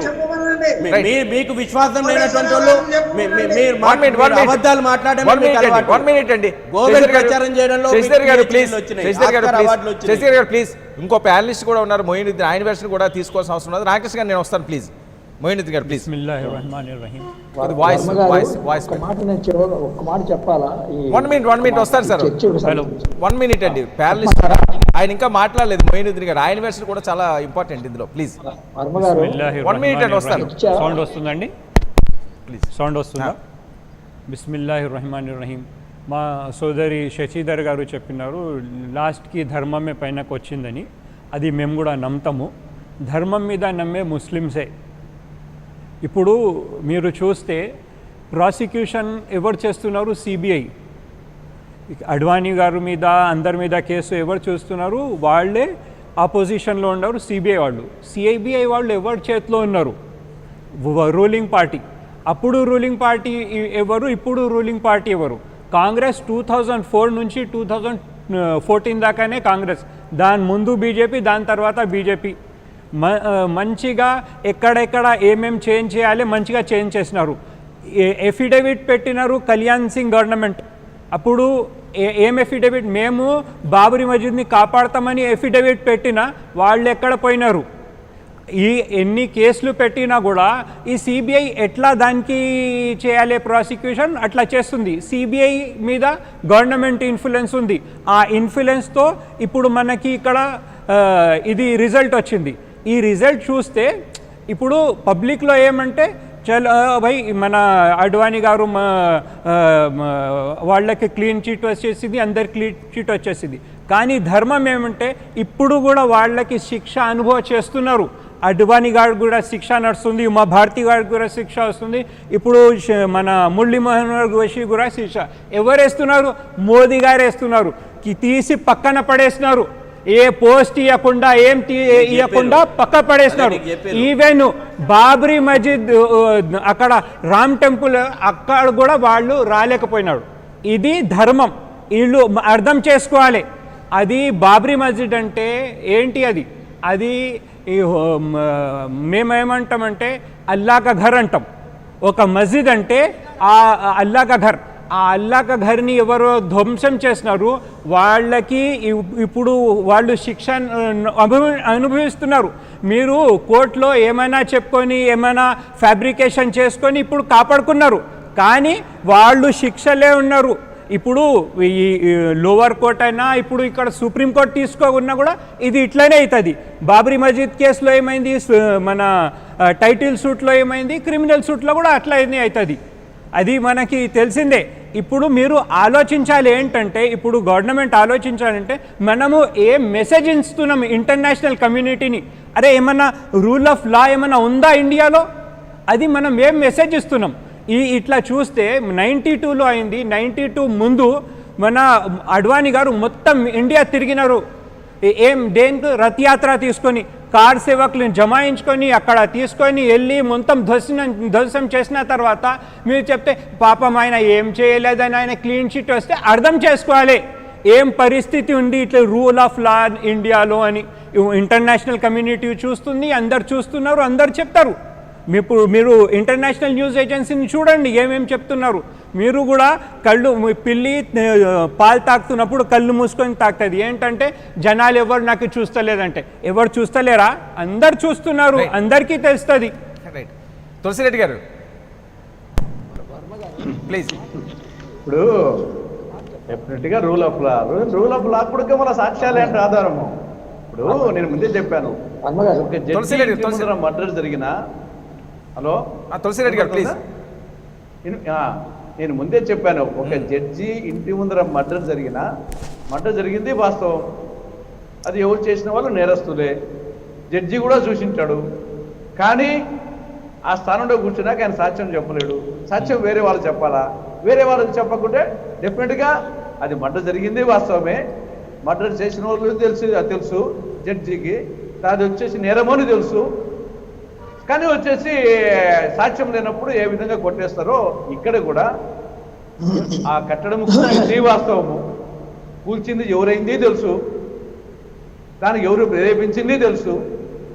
కానీ ఆ ప్రేరేపకు ఆ అతనికి వచ్చేసి ఆ సాక్ష్యం అనేది నేను చెప్పినట్టు కొన్ని సందర్భాల్లో పైకి నేను సిబిఐ దర్యాప్తును నేను పూర్తిగా శంకించలేను, లేదు సిబిఐ న్యాయస్థానాన్ని యొక్క తీర్పును పూర్తి శంకించలేను. కానీ జరిగింది మాత్రం వాస్తవం. సుప్రీంకోర్టు చెప్పింది కూడా నేరం జరిగింది, వీళ్ళు కూడా నేరం జరిగింది. సిబిఐ వచ్చేసి నేరం జరిగింది వాస్తవమే, కానీ సాక్ష్యాలు లేవంటున్నావు కాబట్టి యాంగిల్ వరకు ఒప్పుకోవచ్చు. కానీ ఈవెన్ రూల్ ఆఫ్ లా కూడా సాక్ష్యాల ఆధారం. కానీ ఏది ఏమైనా బీజేపీ నాయకుల చిత్తశుద్ధి మాత్రం లేదు. ఇక్కడ డెఫినెట్గా వాళ్ళంతకు వాళ్ళే వచ్చేసి బయట ఓపెన్ చెప్తున్నారు కదా, మేమే కూల్చిందని. అది కోర్టులో చెప్తే సరిపోయింది కదా. అప్పుడు సిబిఐ న్యాయస్థానం ఏం తీర్పిచ్చింది తెలిసింది. అప్పుడు లోపలేమో మాకు సంబంధం లేదు, బయట ఏమో మేమే కూల్చామని చెప్పి చొక్కాలు చెప్పుకున్నది. కాబట్టి ముందు బీజేపీ నాయకులు ఆత్మవంచన చేసుకుంటున్నారు. ఇప్పుడు ఎవరైనా సరే ఆడ కోర్టు సిబిఐ న్యాయస్థానం తీర్పునుడుగా సాక్ష్యాలు లేనప్పుడు జరిగింది వాస్తవం తెలిసి కూడా చెప్పలేకపోయింది. సరే అయినా అప్పీల్ అవకాశం ఉంది, అప్పీల్ ఉంది. కాబట్టి ఇక్కడ రాజకీయము చేసింది ఆత్మవంచనతో చేసింది బీజేపీ నాయకుడు. ఒక దిక్కు రాజకీయము పోనీ ఏదైనా సరే ఆత్మవిశ్వాసంతో మళ్ళీ ఆత్మవంచనతో కూడా రాజకీయం చేసింది 1980 నుండి అంత మొత్తం ఇల్లే. అయినప్పటికీ ప్రజలు అనేక సందర్భాల్లో కొంతవరకు ఉపయోగపడింది, కొన్నిసార్లు ఉపయోగపడలే. ఈవెన్ ఆ కట్టడం కూల్చిన తర్వాత రాష్ట్రపతి పాలన తర్వాత అప్పుడు 4 రాష్ట్రాల్లో రాష్ట్రపతిలో బీజేపీ రూల్ స్టేట్స్ ను రద్దు చేసి రాష్ట్రపతి పాలన పెట్టినాక ఎన్నికలు వస్తే 3 రాష్ట్రాల్లో ఓడిపోయింది బీజేపీ. ఈవెన్ ప్రజలు కూడా వచ్చేసి వాళ్ళ తిన్న కొన్ని సందర్భాల్లో ఉపయోగపడింది రాజకీయం. కానీ ఈ 4 రాష్ట్రాల్లో 3 రాష్ట్రాల ఎన్నికలు వస్తే 3 రాష్ట్రాల్లో ఓడిపోయింది బీజేపీ రూల్ స్టేట్స్ రద్దు చేసినా కూడా. కాబట్టి ప్రజలు కూడా కేవలం వాళ్ళు అనుకున్నట్టు వేరే కాదు, కొన్నిసార్లు ఉపయోగపడవచ్చు కానీ అన్నిసార్లు ఉపయోగపడలేదు వాళ్ళకు కూడా ఈ యొక్క ఆత్మవంచనతో కూడినటువంటి రాజకీయము. కానీ ఏది ఏమైనా అప్పీల్కి అవకాశం ఉంది కాబట్టి ఇది ఫైనల్ జడ్జిమెంట్ కాదు కాబట్టి మనం దీని మీద మొత్తం వచ్చేసి ఒక కన్క్లూజన్కి వచ్చేసి మొత్తం న్యాయ వ్యవస్థ మీదనే మనం బొబ్బిలిపల్లి సినిమాలో ఎన్టీ రామారావు అప్పుడే చెప్పాడు, కోర్టుకు తీర్పుకు తేడా ఉంటుందని. కాబట్టి ఇది మన న్యాయ వ్యవస్థలో ఉన్నటువంటి ఒక అవకాశం వచ్చేసి. కాబట్టి ఇది కింది కోర్టే కాబట్టి ఇంకా పై కోర్టుకు అవకాశం ఉంది కాబట్టి అప్పీల్కి అవకాశం ఉంది. వాళ్ళకు వచ్చిన నేను చెప్పినట్టుగా సాక్ష్యాలు వచ్చేసి నిరూపించడానికి కారణంగా వాళ్ళు కూడా నేరం, నాకు తెలిసి సిబిఐ కోర్టు నేరం జరగలేదని చెప్పడం లేదు, ఆ నేరము చేసిన దానికి సాక్ష్యాలు లేవు సరికాని చెప్పినారు కాబట్టి ఆ కోణం మీదనే ఆ తీర్పు వచ్చి ఉండొచ్చు. కాబట్టి ఏది ఏమైనా సామాన్యుడు వచ్చేసి అయిపోయింది, రామాలయము భూమి జరిగిపోయింది, వీళ్ళకు మసీదుకి 5 ఎకరాల భూమి ఇచ్చారు, ఊరికి ఎందుకు దీని అనవసరంగా దీనివల్ల ఉపయోగం ఏముంది అనే యాంగిల్లోనే సామాన్యుడు ఆలోచిస్తున్నారు. ఓకే, శాంతారెడ్డి గారు. తులసిరెడ్డి గారు చెప్పినట్టు భారతీయ జనతా పార్టీ కానీ వివిధ క్షేత్రాలు ఎవరైతే ఉన్నారో వాళ్ళు ఆత్మ వంచనతోటి చేయడం లేదు, ఆత్మ వంచనతోటి ప్రజల ముందుకు రావడం లేదు, ఆత్మవిశ్వాసం కలిగించడానికి ప్రజల్లోకి ఈ విషయాన్ని తీసుకొని రావడం జరిగింది. మీరు ఒకసారి గతంలో జరిగినటువంటి రాజకీయ పరిణామాలు భారతదేశంలో కానీ ఒకసారి గుర్తు తెచ్చుకున్నారంటే కులాల పేరుతోటి, కులాల్లో ఉన్నటువంటి సబ్ డివిజన్స్ పేరుతోటి సమాజం అంతా కూడా ముక్కలుగా పేలికలుగా చీలిపోతున్నటువంటి సందర్భంలో హిందూ దేశంలో భారతదేశంలో ఉన్న ప్రజలందరూ కూడా ఒక్క తాటిపైన నిలబడినటువంటి అంశం, భారతదేశంలోని ప్రజలందరూ కూడా ఒక్క తాటిగా నిలబడినటువంటి అంశం ఏదైతే ఉందో అయోధ్యలో రామ జన్మభూమి కట్టాలి అనేటువంటి ప్రతిపాదన విషయంగానే వచ్చింది. తులసిరెడ్డి గారు చెప్పినట్టు బయటంతా కూడా దాన్ని కూలగొట్టండి అని మేము ఎక్కడ కూడా ప్రచారం చేయలేదు. అది పొలిటికల్ ఏజెండాతోనే బీజేపీ తీసుకొచ్చింది, అది దాంట్లో లబ్ధి పొందింది బీజేపీ. అది ఈవెన్ మన అడ్వాణి గారు చెప్పినారు ఆ రోజు అడ్వాణి గారు క్లియర్ గా పొలిటికల్ ఇంటెన్షన్ తో చేసినారు, అడ్వాణి గారు చెప్పినారు అన్నమాట. ఆత్మ గౌరవంతో ప్రపంచ దేశాల ముందు నిలబడాలంటే మన అస్తిత్వాన్ని నిలుపుకోవాలనేటువంటి ఉద్దేశంతో అయోధ్య రామ మందిర్ వైపు అందరూ కదిలి రండి అని చెప్పి రథయాత్ర చేసినారు. ఈ యొక్క ఉద్యమంలో ప్రతి అంశంలో నా భాగం ఉంది, ప్రతి అంశంలో నా అడుగు ఉంది. అంటే అడుగులో అడుగు వేస్తూ లక్షలాది మంది అయోధ్యకు తరలిపోయినాం. నేను ఇక్కడి నుంచి తిరుపతిలో ఉంటాను. నేను తిరుపతి నుంచి దాదాపు 50-60 మంది పిల్లల్ని ఇక్కడి నుంచి ఆ యొక్క వివాదాస్పదమైన కట్టడాన్ని చూసిరండి అని చెప్పి పంపించడం జరిగింది. అంటే ఇక్కడి నుంచి ఒక తల్లిగా నేను 60 మంది బిడ్డల్ని పంపిస్తే ఆ బిడ్డల్ని కూల్చిరండిరా, అక్కడ జరుగుతున్నటువంటి హింసావాదంలో మీరు పాల్గొనండి అని చెప్పి పంపించినామా? రెచ్చగొట్టినామని చెప్తున్నారు తులసిరెడ్డి గారు. మీరు రెచ్చగొడుతున్నారు, ఈ దేశ ప్రజల్ని రెచ్చగొడుతున్నారు. ఎప్పుడైతే భారతదేశం అస్తిత్వం కోసం పాకులాడుతుందో దానికి వ్యతిరేకంగా ఈ కూటమంతా అయితే మేడం గారు ఏం ఒప్పుకుంటున్నారంటే ఇప్పుడు కార్ సేవ చేసి అడ్వాణి గారు మొత్తం ఇండియా నుంచి అక్కడ కార్ సేవకులను తీసుకెళ్ళినారు. మేడం అదే ఒప్పుకుంటుంది. ఇప్పుడు అందరూ కార్ సేవకులని తీసుకొని అక్కడ వెళ్ళి అవసరం లేదండి, ఆయన అక్కడ వెళ్ళి ధ్వంసం చేసినారు. ఆమె కూడా అది ఒప్పుకుంటుంది. ఆ దాంట్లో అడ్వాణి గారు చేతుందని ఆమె కూడా ఒప్పుకుంటుంది. నేనే అవసరం లేదు, ఆమె కూడా ఒప్పుకుంటుంది. అది ఆయన తీసుకువెళ్ళి అక్కడ ధ్వంసం చేసినారని, అందరూ కలిసి చేసినామని. ప్లీజ్ శాంతారెడ్డి గారు, ప్లీజ్. మీకు కూడా అవకాశం, మాకు కూడా మీరు చెప్పినాం, నేను కూడా విన్నాను. వేలాది మంది ఆయన పాద నమస్కారం చేసుకున్నారు. అంత మహోన్నత వ్యక్తి 28 సంవత్సరాలు కేసులో వచ్చి ఆయన్ని ఎంత హ్యూమిలియేట్ చేశారు. తప్పుడు ఆరోపణలు చేసి ఈరోజు కోర్టు తప్పుడు ఆరోపణలు చెప్పి నిరూపణ చేసి, తప్పు ఎందుకండి? అక్కడ ఫోటోస్ ఉన్నాయి, అన్ని ఆధారాలు ఉన్నాయి. అన్ని ఆధారం ఉన్న తర్వాత కూడా వాళ్ళకి శిక్ష లేదంటే ఏమనుకోవాలి? ఇప్పుడు చెప్పండి మీరు. అన్ని ఆధారాలు ఉన్నాయి, అక్కడ ఫోటోస్ ఉన్నాయి, జనాలు వచ్చి మొత్తం అక్కడ పబ్లిక్ మీటింగ్ చేసినారు, పబ్లిక్ మీటింగ్ చేసి ధ్వంసం చేసినారు. మొత్తం ఇండియా తిరిగి కార్ సేవకులను తీసుకెళ్లి అక్కడ ధ్వంసం చేసిన తర్వాత కూడా ఇప్పుడు ఆధారం లేకపోతే ఏం ఆధారం కావాలి? మొత్తం ఇండియాకి తెలుసు ఏంటని. ఆఖరిగా ఒక్క మాట చెప్పదలుచుకున్నాను.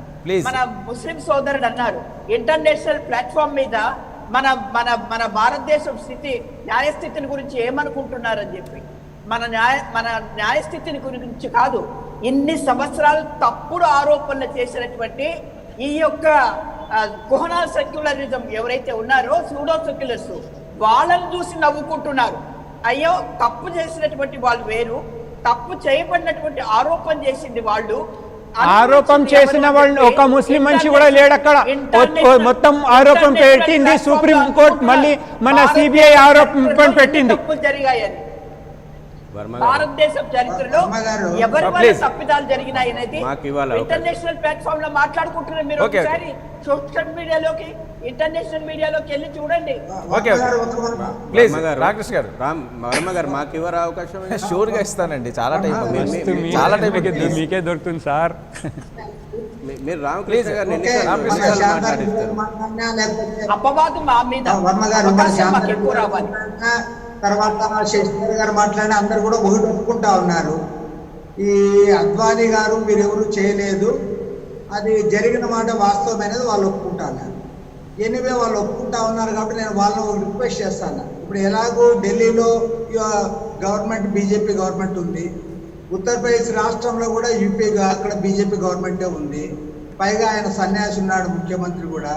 కాబట్టి ఇప్పుడు మాటలు మంచిగా మాట్లాడండి. యోగి అనండి, ఒప్పుకుంటాం. సన్యాసి అంటారేంటి? యోగి అనండి.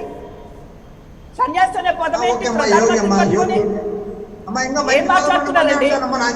వాక్ స్వాతంత్రం మీడియాలో ఉంది, స్లాట్ ఉందని మాట్లాడతారా? యోగి అనండి. సన్యాసి అనే పదం ఏంటి? ఉన్నారు కానీ మా యోగి ఉన్నారు, తర్వాత ఢిల్లీలో మోడీ గారు ఉన్నారు, వారిద్దరూ సమర్థ నాయకులని మీరు అంటా ఉన్నారు. మరి ఇవాళ బాబ్రీ మసీద్ విధ్వంసం అనేది జరిగింది అనేది మీరు అందరూ అంగీకరిస్తూ ఉన్నారు. కాబట్టి ఎవరు దాంట్లో పాల్గొన్నారు? వాళ్ళలో బతుకున్న వాళ్ళు ఎవరు? వాళ్ళ మీద కేసు పెట్టండి. కేసు పెట్టి నేను అనేది ఏమంటే రూల్ ఆఫ్ లా అనేది ఈ దేశంలో ఉందే లేదా? అసలు రూల్ ఆఫ్ లా అనేది లేకపోతే ఏది కరెక్ట్ వర్మ గారు? ఏది కరెక్ట్ వర్మ గారు? మీరు న్యూట్రల్ ఉండాలి. కరెక్ట్ అనే పదం ఎక్కడ వస్తుంది అక్కడ? ఎవరికైతే అవసరమో వాళ్ళు కేసు పెట్టుకుంటారు. అంతేగాని ఆయన ఏంటి?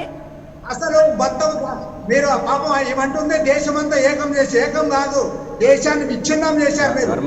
3,000 మంది తర్వాత చనిపోయారు. దేశవ్యాప్తంగా మత కల్లోలం జరిగాయి, మైనారిటీ సోదరులు చనిపోయారు, హిందూ సోదరులు చనిపోయారు, ఆస్తులు నష్టం జరిగాయి. అప్పుడు మీరు దేశాన్ని మేలుగా చేసింది రాజకీయంగా లబ్ధి పొందారు. రాముడు గాని కృష్ణుడు గాని ఏ దేవుడు కూడా ఇలాంటి కోరుకోలేదు, మీరు చేశారు. రాముని పేరు మీదుగా రాజకీయంగా లబ్ధి పొందడానికి దేశమంతా మత కల్లోలాలు రెచ్చగొట్టి 2,000 మంది చనిపోవడానికి కారణమవుతూ అయ్యారు. కాబట్టి ఇప్పుడైనా సరే 28 years కూడా న్యాయం జరగలేదు. న్యాయం చేయించమని రాకేష్ గారు 1 minute. కోటేశ్వర గారు ప్లీజ్. మాట్లాడిన దాన్ని పరిగణలోకి తీసుకోవడం, ఆయన మాట్లాడిన పరిగణలోకి తీసుకోవడం. It is not valuable argument. ప్రధానంగా ఇప్పుడు ప్లీజ్ రాకేష్ గారు okay. It is over ruled. Ramakrishna is over ruled.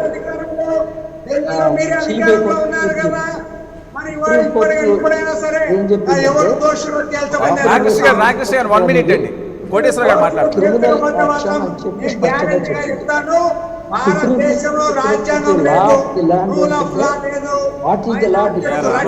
Rakesh గారు ఓకే రాకేష్ గారు 1 minute. కోటేశ్వర గారు మాట్లాడుతున్నారు. కోటేశ్వర గారు ప్లీజ్. ప్లాంట్ అటాక్ కాదు అని చెప్పి తీర్పు చెప్పడం అనేది పరిధికి మించినటువంటి తీర్పు. దీని మీద మనం మాట్లాడుతున్నాం. మనం మాట్లాడేది ఏమిటంటే ఇప్పుడు ఈ సిబిఐ కోర్టు చెప్పినటువంటిది కుట్ర కోణం లేదు, ప్రీ ప్లాన్డ్ అటాక్ కాదు, అది స్పాంటేనియస్ అటాక్ అని చెప్పనటం అనేటటువంటిది సుప్రీంకోర్టు చెప్పినటువంటి క్రిమినల్ యాక్ట్ అని చెప్పిన దానికి భిన్నంగా ఉన్నది. కానీ రాజ్యాంగం ఏం చెప్తుందంటే law declared by the Supreme Court of India is the law of the land. అలాంటప్పుడు దానికి భిన్నంగా ఒక సిబిఐ కోర్టు, జిల్లా కోర్టు స్థాయి కోర్టు సుప్రీంకోర్టు ఫైండింగ్కి, ఒక నిర్ధారణకి భిన్నంగా చెప్పే అవకాశం లేదు. దాని మీద ప్రధానంగా చర్చ జరగాలని పాయింట్. ఇప్పుడు వీళ్ళు కుట్రదారులు అవునా కాదా అనేది కాదు, అసలు కుట్రే లేదంటుంది, ప్రీ ప్లాన్డ్ అటాకే కాదంటుంది, అసలు ముందస్తు పథకమే లేదంటుంది. ముందస్తు పథకం లేకపోతే కరసేవకుల చేతుల్లో పారులు, పరుగులు, గుణపాలు ఎలాగొచ్చాయండి? కాబట్టి వాద్రా స్టేషన్ లో కంపార్ట్మెంట్ తగలబడినప్పుడు అంతమంది హిందూ భక్తుల్ని తగలబెట్టినప్పుడు అచానక్ జరిగింది అంటే ఆ రోజు మీరు గమ్ముకున్నారే. ఇదే రకమైన వాదన ఎందుకు పెట్టలేదు? పెట్రోల్ ఎక్కడి నుంచి వచ్చింది, అగ్ని ఎక్కడి నుంచి వచ్చింది చెప్పిన ఎవరు అడగలేదే. వాద్రా స్టేషన్ లో అచానక్ జరుగుతుంది, దాన్ని సపోర్ట్ చేస్తారు. చైనాతో మనకు వారు వచ్చినప్పుడు చైనాకి సపోర్ట్ చేస్తారు, పాకిస్తాన్ వాళ్ళకి చేస్తారు. చరిత్ర తెలిసిందే, మీరు ఏం ఖండించారు, ఏం చేశారు, చరిత్ర ప్రజలు చూస్తున్నారు అందరూ. అందుకే మిమ్మల్ని ఏడబెట్టాలను గడబెట్టారు, అందుకే మిమ్మల్ని కమ్యూనిస్టులను ఏడబెట్టాలను గడబెట్టారు. మీ దేశద్రోహ చర్యలను మొత్తం దేశమంతా చూస్తుంది. మిమ్మల్ని ఏడబెట్టాలను ఆడబెట్టారు. రాముని వారసులను ఎక్కడ పెట్టాలో అక్కడ పెట్టారు ప్రజలు. చైనా మానస పుత్రులను ఏడబెట్టాలో గాన్నే పెట్టారు. ఇది చరిత్ర, ఇది కళ్ళ ముందు నడుస్తుంది. అయినా మీకు ఇంకా బుద్ధి రాదు. మొన్నటికి మొన్న భారత్ చైనా యుద్ధం వస్తే కూడా చైనాకు వత్తాసు పలికినటువంటి దేశద్రోహులు మీరు, కమ్యూనిస్టులు. ఈ దేశానికి పట్టిన చీడ పురుగులు మీరు. వర్మ గారు నేను మాట్లాడాలండి. మీరు ఆల్రెడీ మాట్లాడుతూనే ఉన్నారు. ప్లీజ్.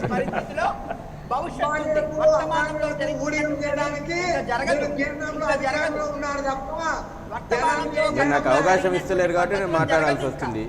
ఇప్పటికీ అవకాశం ఇస్తలేరు మీరు. లేదు, దానికోసం కదా ఎక్స్టెండ్ చేయించి అందరూ మాట్లాడాల్సిన అవసరం. మీరు సిపిఐకి వాళ్ళకి ఎంత అవకాశం ఇస్తున్నారు, మాకెంత ఇస్తున్నారు? ప్లీజ్ మీరు అందరినీ మాట్లాడేయండి. మీరే వాళ్ళతోటి 10 ఆరోపణలు చేపిస్తారు, మేమేమో చేతులు కట్టుకొని కూర్చోవాలి. మాకు ఇయ్యారు అవకాశము. శాంతారెడ్డి గారు 1 minute అండి ప్లీజ్. ఒకటి, వర్మ గారు కరసేవ 4 సార్లు జరిగింది విశ్వ హిందూ పరిషత్ ఆధ్వర్యంలో. ఒకట ప్రభుత్వాల అనుమతులతోటి, ఆనాడు కేంద్రంలో ఉన్నటువంటి కాంగ్రెస్ పార్టీ ప్రభుత్వం అనుమతితోటి ఆనాడు ఉత్తరప్రదేశ్లో ఉన్నటువంటి కాంగ్రెస్ పార్టీ కళ్యాణ్ సింగ్ ఒక పార్టీ. నిమిషం, మైనిది. కళ్యాణ్ ఉండు, సింగ్ పార్టీ. ఉండు, ఉండు. కళ్యాణ్ సింగ్ నేను పార్టీ అండి చరిత్ర ఎప్పుడు? తెలియకపోతే చెప్తా. కళ్యాణ్ సింగ్ పార్టీ వాదనతోటే మీరు కోట్లలో అనవసరం వద్దు సార్, మనం పబ్లిక్ మీద వద్దు సార్ అట్లా. అవకాశం ఇచ్చిండు. అరే, మీరు కూడా మాట్లాడి, నేను కూడా మాట్లాడడానికి కూర్చున్నాం, మనం మాట్లాడడానికి కూర్చున్నాం ఇక్కడ. సబ్జెక్ట్ లేక నేను మాట్లాడేదానికి అందరికీ సబ్జెక్ట్ ఉంది, మీకు కూడా సబ్జెక్ట్, నాకు కూడా సబ్జెక్ట్ ఉంది నువ్వు ఆగు సార్. అక్కడ కళ్యాణ్ సింగ్ ప్రభుత్వం నేను చెప్తున్నా 90-89 చెప్తున్నా, నీకు ఏం తెలియదు మాట్లాడతావు. 92 కాదురా బాబు, 89 అని చెప్తున్నా నేను. 1989 నవంబర్ 10 రోజున కేంద్రంలో కాంగ్రెస్ పార్టీ అధికారంలో ఉంది. వర్మ గారికి చెప్తున్నా నేను. చెప్పండి. ఉత్తరప్రదేశ్ లో ఎన్డీ తివారీ ప్రభుత్వం ఉంది. కేంద్ర ప్రభుత్వం రాజీవ్ గాంధీ ప్రభుత్వం శిలాన్యాస్కి అనుమతి ఇచ్చింది. కరసేవ అనగానే పోయి కులగొడుతుంది కాదు, భూమి పూజ చేసేది కరసేవ కార్యక్రమము. 1990 అక్టోబర్ 31 తేదీన కరసేవ జరిగింది. ములాయం సింగ్ ప్రభుత్వం దారుణంగా కరసేవకుల పైన, నిరాయుధులైనటువంటి కరసేవకుల పైన కాల్పులు జరిపి శవాలను కూడా సరయూ నదిలో వేసేసినటువంటి దారుణమైనటువంటి ఘటన ఈ దేశాన్ని కలిచివేసింది. జూలై 26వ తేదీ 92న కరసేవ జరిగింది.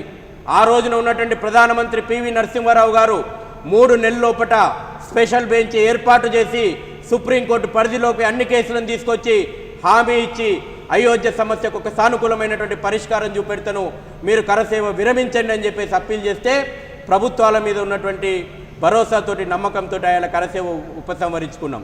తిరిగి ఇదే పివి నరసింహారావు గారు 15 ఆగస్టున ఒక ఉద్రేకపూరితమైనటువంటి ప్రసంగం ఎర్రకోట మించి చేసి, మేము అయోధ్య లోపట మసీదును ముట్టుకోము, లేకపోతే ఆ యొక్క రామాలయాన్ని కర్తము, కానీ మసీదును కూలగొట్టము అనేటువంటి, మసీదును ముట్టుకోము అని చెప్పేసి ఒక విద్వేషపూరితమైనటువంటి స్టేట్మెంట్ ఏదైతే ఉందో ఆ రోజున ఇవాళ ప్రజలు తిరగబడ్డానికి కారణమైంది. ఇవాళ చారిత్ర విషయాలండి. 4 డిసెంబర్ 1992న అలహాబాద్ హైకోర్టు తీర్పు రావాల్సి ఉండే. 4 నవంబర్ రోజున అంతకంటే ముందు రావాల్సి ఉండే. చివరికి ఆ రోజున కరసేవకు 800 జిల్లాల నుంచి 7 లక్షల మంది కరసేవకులు అయోధ్యకు చేరుకున్నటువంటి మాట వాస్తవము. దేశవ్యాప్తంగా ఇంతకుముందు రామకృష్ణ గారు వీళ్ళు అన్నారు కదా, ఎస్, విశ్వ హిందూ పరిషత్ కానీ, భారతీయ జనతా పార్టీ నాయకులు కానీ, స్వామీజీలు కానీ, హిందుత్వ సంస్థలు కానీ, ఇది కోటాను కోట్ల యొక్క దేశ జాతీయ ఆకాంక్ష. అయోధ్యలో భవ్య రామ మందిర నిర్మాణం అనేటువంటిది దేశ స్వాభిమాన చిహ్నము, దేశ ప్రజల ఆకాంక్ష. ఆ ఆకాంక్షను నెరవేర్చడానికి సర్దార్ వల్లభాయ్ పటేల్ సోమనాథ మందిరాన్ని పునర్నిర్మిస్తే స్వతంత్ర భారతదేశం లోపల న్యాయపరంగా కూడా దానికి సమస్య వస్తలేదు. ప్రభుత్వాలు కూడా ఓటు బ్యాంకు రాజకీయాల కోసం చర్యలు తీసుకుంటలేవు.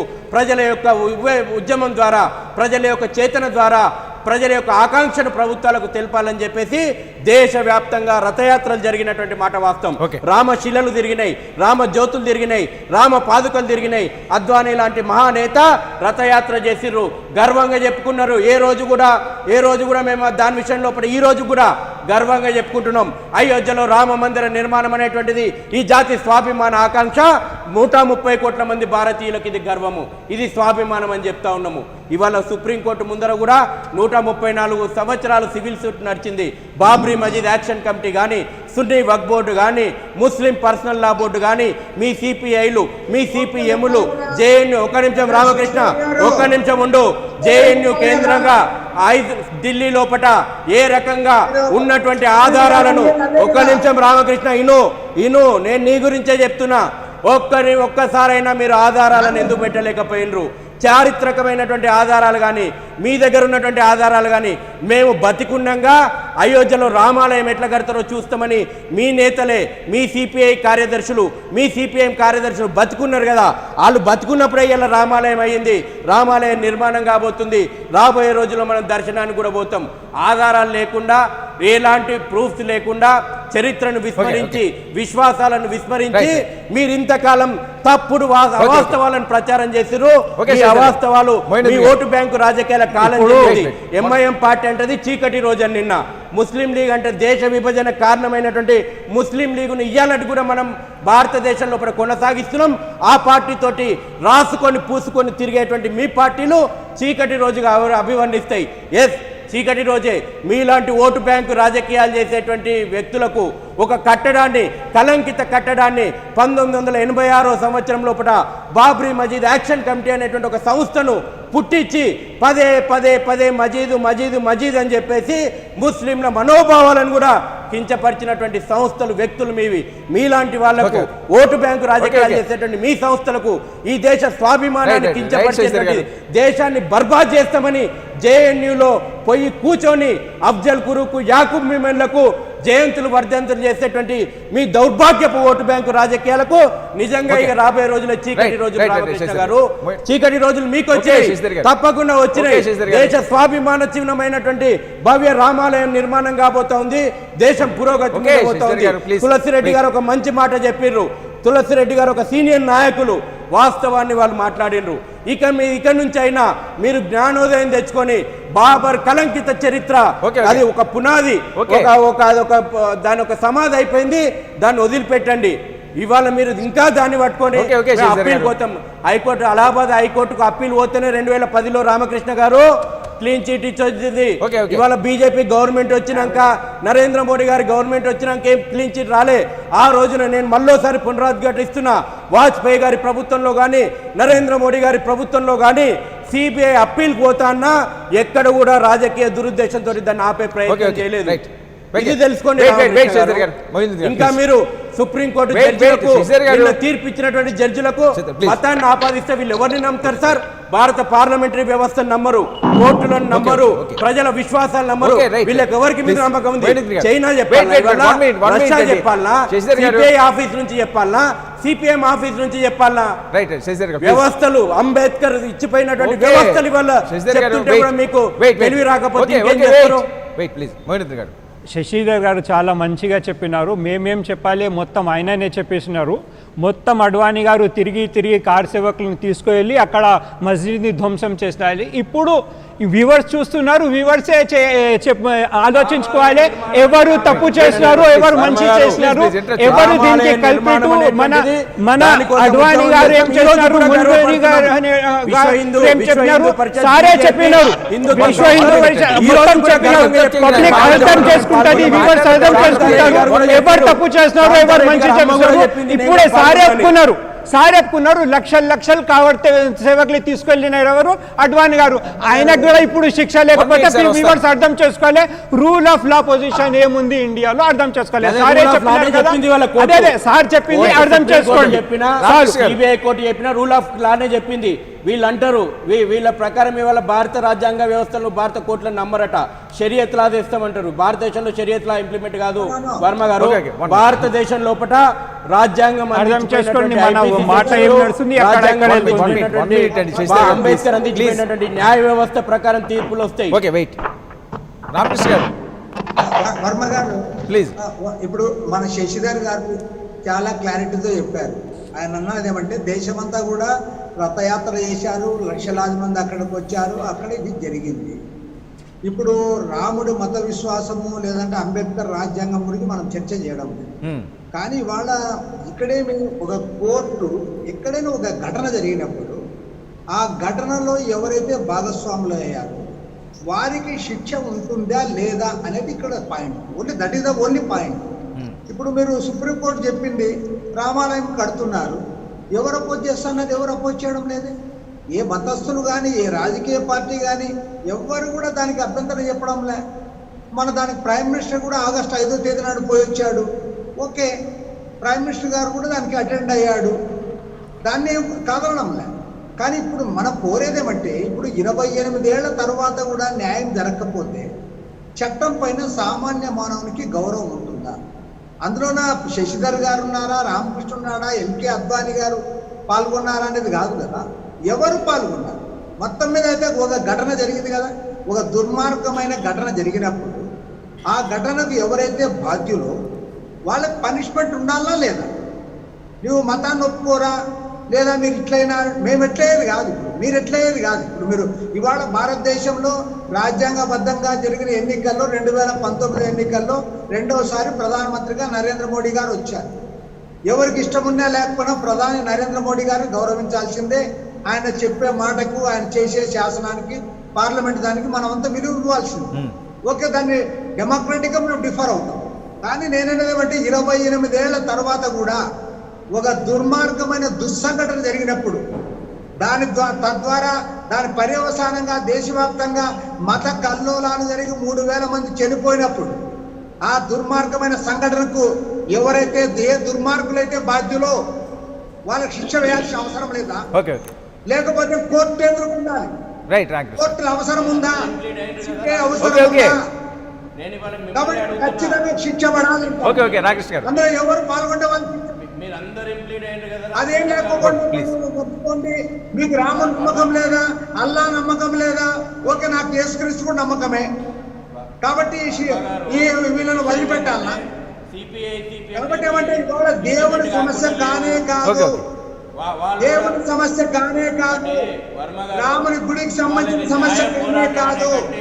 ఈ దేశంలో రాజ్యాంగం అమల్లో ఉందా లేదా, చట్టం అమల్లో ఉందా లేదా, ఇవాళ కోర్టులో విశ్వాసం ఉందా లేదా, కోర్టుల ముందర శిక్ష పడాలని ప్రయత్నం చేశారు. వాళ్ళ దగ్గర సాక్ష్యాలు లేవు.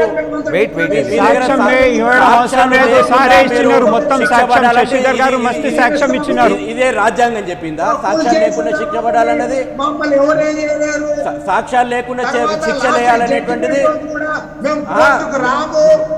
మీ ప్రయత్నాలు కూడా రామకృష్ణ గారు జేఎన్యూలో అడ్డా పెట్టి ఇదే సుప్రీంకోర్టు లోపల ఇదే అయోధ్య విషయం గురించి వర్మ గారు అయోధ్య గురించి ఎన్ని రకాలైనటువంటి పోరాటం చేసిరు. ఇది న్యాయ యుద్ధం అంటున్నా, నేను ఈ వర్డ్ యూజ్ చేస్తున్నా. న్యాయ పోరాటం కంటే న్యాయ యుద్ధాన్ని 28 సంవత్సరాలుగా సాగించిరు. ఈ న్యాయ యుద్ధం లోపల ధర్మం గెలిచిందని నేను అంటాను. ఎవరైతే అవాస్తవాలను అసత్యాలను ప్రచారం చేసి కోర్టుల ముందర ఏ పెడతాయి నమ్మరు వర్మ గారు. ఇలా తీసుకుపోయి ఇది సాక్ష్యము, ఈ సాక్ష్యాన్ని నమ్మంటే కోర్టు నమ్మదు. వాస్తవమైనటువంటి సాక్ష్యాలు ఏవైతే ఉన్నాయో, ఏవైతే విశ్వసనీయమైనటువంటి సాక్ష్యాలు ఉన్నాయో వాటినే నమ్మింది. 600 సాక్ష్యాలను విచారించింది వర్మ గారు. 351 మంది సాక్షులను విచారించింది. అందులో సిపిఐ బ్యాక్గ్రౌండ్ ఉన్నోళ్ళు, సిపిఎం బ్యాక్గ్రౌండ్ ఉన్నోళ్ళు, ఇస్లామిక్ స్కాలర్స్ చాలా మంది ఉన్నారు. అందరిని విచారించింది, అన్ని అవకాశాలు. 2300 పేజీల తీర్పు చదువుకొని మాట్లాడండి తులసిరెడ్డి గారు. ఉట్టిగానే ఆరోపణలు చేయడం కాదు. తులసిరెడ్డి గారు ప్లీజ్. ఇక్కడ ఈ కేసులో రెండవ కోణం వచ్చేసి డిలే. సరే, దాంట్లో 28 సంవత్సరాలు ఇంత సెన్సేషనల్ కేసులో 20 డేస్ తీసుకుంటే ఇంకా మిగతా కేసులో పరిస్థితి ఏమిటి? ఈ కోణం నుండి ఆలోచించాలి మనం. కనీసం ఇప్పుడు ఏ విధంగా రాజకీయ నాయకుల మీద క్రిమినల్ కేసులు కానీ ఆర్టినల్ కానీ ఉంటే 1 year లోపల పరిష్కరించాలని ఏ విధంగా ఉందో మిగతా కేసుల్లో ఏ కేసైనా కానీ ఒక 2 ఏళ్ళ 3 ఏళ్ళ మ్యాక్సిమం 5 ఏళ్లలో ఇది ఇంకా అప్పీల్ కూడా పోలే. ఇది కేసులోనే 25 ఏళ్ళు పడితే ఇంకా దీనికి అప్పీల్ ఎందుకు పోతే ఎన్నాళ్ళు పడుతుంది? కాబట్టి ఈ కోణంలో కూడా మన కదా సుప్రీంకోర్టు ఒక డైరెక్షన్ ఇచ్చినట్లే కార్యాచరణ ప్రణాళిక 1 year లోపల చేయాలని, మిగతా కేసులకు కూడా ఒక మ్యాక్సిమం 3 ఏళ్ళు 5 ఏళ్ళలో అది కూడా వచ్చే ఒక కార్యాచరణ ప్రణాళిక అనౌన్స్ చేయాల్సిన అవసరం ఉందనిపిస్తుంది. కాబట్టి అబ్నార్మల్ బిల్ 28 years ఏంది ఇంత సెన్సేషనల్ కేసులో? దాంట్లో 17 మంది ఆల్రెడీ చనిపోయినారు.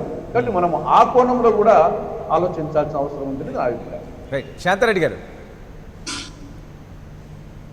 ఈ చర్చలో పాల్గొన్న వాళ్ళకందరికీ కూడా నమస్కారం అండి. అందరికీ జై శ్రీరామ్. రాబోయే రోజుల్లో తప్పనిసరిగా భారతదేశము ఒక ఉన్నతమైనటువంటి స్థానంలోకి, అంటే డెవలప్మెంట్లో పోవడానికి ఇది ఒక ఆత్మవిశ్వాసాన్ని కలిగించేటువంటి తీర్పు. ఎందుకంటే మన సమాజంలో ఉండేటువంటి వాళ్ళే, భారతదేశంలో ఉండేటువంటి వాళ్ళే భారతదేశం పట్ల వ్యతిరేకమైనటువంటి ధోరణితో స్టేట్మెంట్లు ఇస్తూ ఎవరైతే అఫ్జల్ గురుని సపోర్ట్ చేస్తారో, ఎవరైతే గోద్రా ఇష్యూలో ఎవరినైతే సపోర్ట్ చేస్తారో, విద్రోహ శక్తులను సపోర్ట్ చేస్తారో, ఎవరైతే అయోధ్య విషయంలో తీర్పు సక్రమంగా వెలువడించినటువంటి కోర్టుని విమర్శిస్తారో, పాకిస్తాన్ చైనా విషయంలో పాకిస్తాన్ చైనా వైపు మొగ్గు చూపుతుంటారో, ఇటువంటి వాళ్ళకందరికి కూడా ఇది ఒక చెంపపెట్టు లాంటి తీర్పు.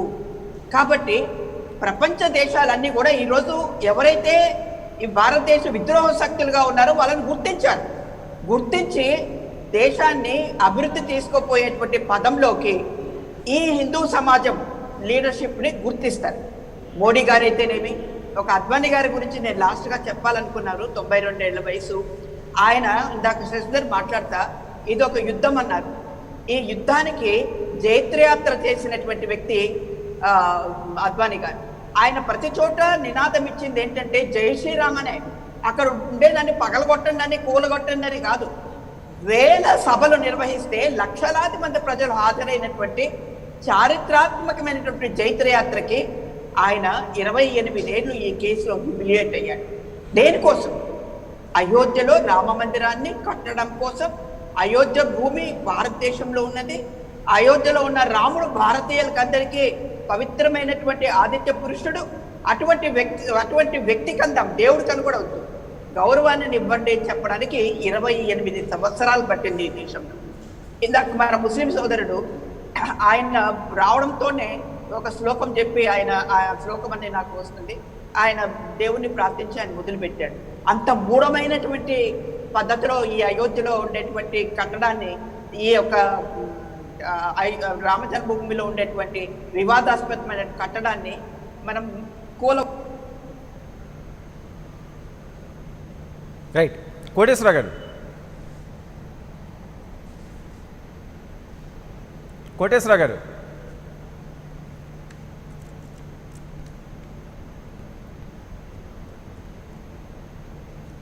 మోహినిద్రి గారు, అంతా మన శశిధర్ గారు ఇంత క్లియర్ చెప్పిన తర్వాత కూడా ఇప్పుడు ఆ మాటకే అక్కడ ఆధారం చూపెట్టాలి. ఎక్కడ మన సుప్రీంకోర్టు లేకపోతే ఆ కోర్టులో ఆధారం. సార్ చెప్పిన అదే ఆధారం అర్థం చేసుకోవాలి. ఎవరేం చేసినారు, లక్షల మందిని అక్కడ తీసుకువెళ్ళినారు, ఎవరు, వాళ్ళ ఇంటెన్షన్ ఏంటి? ఇప్పుడు పీస్ఫుల్ అసెంబ్లీకి కాన్స్టిట్యూషనల్ రైట్ ఉంది, కానీ ఆ ఇంటెన్షన్ ఏముంది అక్కడ? దాని తర్వాత ఏమైంది? అక్కడ ఎందుకు వెళ్ళినారు?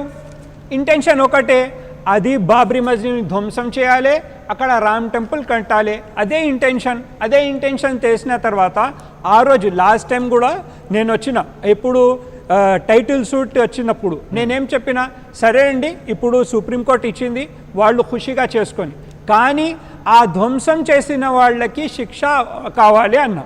అదే కదా, అది కాన్స్టిట్యూషనల్ రైటా కాదా? అది అన్కాన్స్టిట్యూషనల్ కాదు. కానీ ఇప్పుడు ఎవరు ధ్వంసం చేయలేకపోతే ఎవరు ధ్వంసం చేస్తారు మీరే చెప్పండి. ఇప్పుడు మీ గవర్నమెంట్ ఉంది, యూపీలో మీ గవర్నమెంట్, సెంట్రల్లో కూడా మీ గవర్నమెంట్, మీరు శిక్ష ఇవ్వకపోతున్నారు. ఇప్పుడు మీరు హెల్ప్లెస్. మోదీ గవర్నమెంట్ కూడా హెల్ప్లెస్, యోగి గవర్నమెంట్ కూడా హెల్ప్లెస్. ఇప్పుడు బాబ్రీ మస్జిద్ ధ్వంసం చేస్తున్నారు, వాళ్ళకి శిక్ష ఇవ్వలేకపోతున్నారు. ఇది పొజిషన్, రూల్ ఆఫ్ లా ఇట్లా ఉంది. మీరు ఏమైనా ఉంటే మీరు చెప్పండి. ఈ పొజిషన్ చేస్తున్నారు, మీరు గర్వంగా చెప్తున్నారు, మేము కార్ సేవకులను తీసుకొని అక్కడ వెళ్ళినాను, మీరే చెప్తున్నారు, మీరే చేసినారు. అంత చెప్పిన తర్వాత కూడా దానికి శిక్ష ఇవ్వకపోతే మీరేం చేస్తారు? మీరు హెల్ప్లెస్. ఈ పొజిషన్ ఉంది. ఇప్పుడు మైనారిటీలకి వేరే, ఇప్పుడు అందరికీ ఇప్పుడు అంత ఈ సెక్యూరిటీ లేవు, ఏం లేవు, ఇట్లా పరిస్థితి వచ్చేసింది. అర్థం చేసుకోవాలి. ఇట్లా రూల్ ఆఫ్ లా పొజిషన్ ఇట్లా అయిపోతుంది. మైనారిటీ సెక్యూరిటీ లేదా? ఇప్పుడు మస్జిద్ మొత్తం ధ్వంసం అయిపోయింది, ఒక కూడా శిక్ష లేకపోతే మీరే చెప్పండి. ఎవరు చెప్పడం అవసరం లేదు. వర్మ గారు మీరు జవాబు ఇవ్వాలి. ఎవరైనా చేసినారా లేదా? ఎవరు చేయకపోతే అదే అయిపోయిందా? ఎవరు చేసినారు, ఎవరు చేయలేదు అంటే ఏంటి? వర్మ గారు మైనారిటీలకు సెక్యూరిటీ లేదని మాట్లాడండి. ఇంకా మీరు ముస్లిం సమాజాన్ని ఇంకెంతకాలం ఓటు బ్యాంక్ రాజకీయంగా వాడుకుంటారు? మనది పార్టీ లేదండి, మేము ముస్లిం తరఫున వచ్చినాము. మేము పార్టీ కోసం చెప్తలేదు. మీరు మీకు పొలిటికల్ ఇంటెన్షన్ తో ఇది, అప్పుడు రామ్ టెంపుల్ ముందు ఈ 92 ముందు మీకు 2 ఎంపీలు ఉన్నాయి, దాని తర్వాత 80 ఎంపీస్ వచ్చేసినాయి. ఎట్లా వచ్చినాయి? ఇది క్లియర్ కట్. మీరు లాస్ట్ టైం టైటిల్ షాట్ వచ్చినప్పుడు మీ దాంట్లో మీ సేమ్ టీవీలో ఎల్కే అడ్వాణి గారు స్టేట్మెంట్ ఇచ్చారు, దాంట్లో మీరు చూస్తే ఆయన క్లియర్ చెప్పినారు పొలిటికల్ ఇంటెన్షన్ అండి. పొలిటికల్ ఇంటెన్షన్ తో చేసిన తర్వాత పొలిటికల్ లబ్ధి కోసం మీరు రాముడు గారిని కూడా ఇస్తేమాల్ చేసుకున్నారు, అంతా చేసుకొని మీరు ఈ రోజు ఈ గవర్నమెంట్ లో వచ్చేసినారు.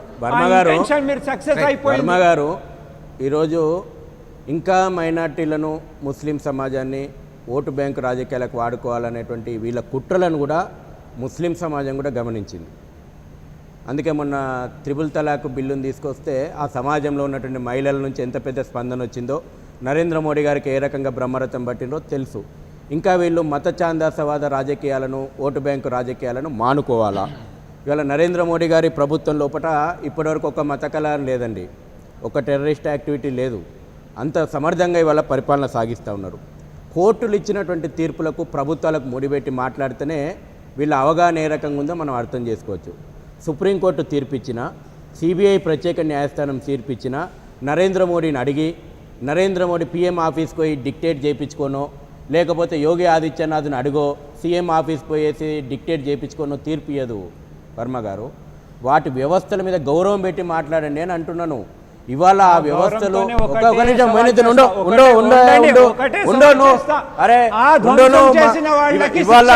ఇవాళ కోర్టులు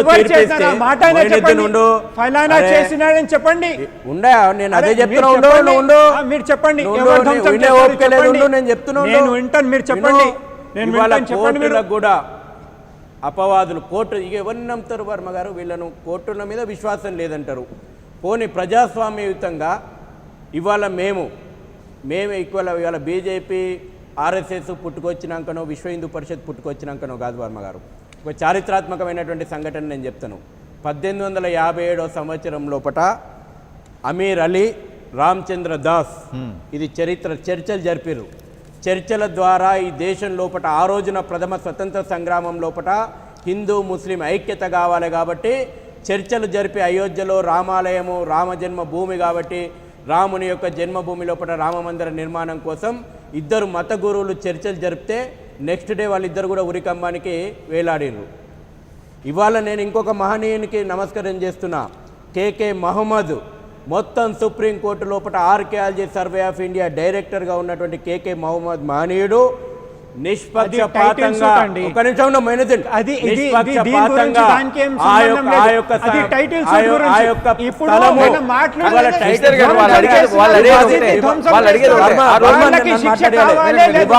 వివాదిత కట్టడం రామ జన్మభూమని అక్కడ గుడి కట్టాలని రెండోది డెమోక్రసీ మీద కూడా నమ్మకం లేదు, చర్చల మీద కూడా నమ్మకం లేదు. ఇవాళ విశ్వ హిందూ పరిషత్తు ఎప్పుడైనా చర్చలకు సిద్ధమన్నది.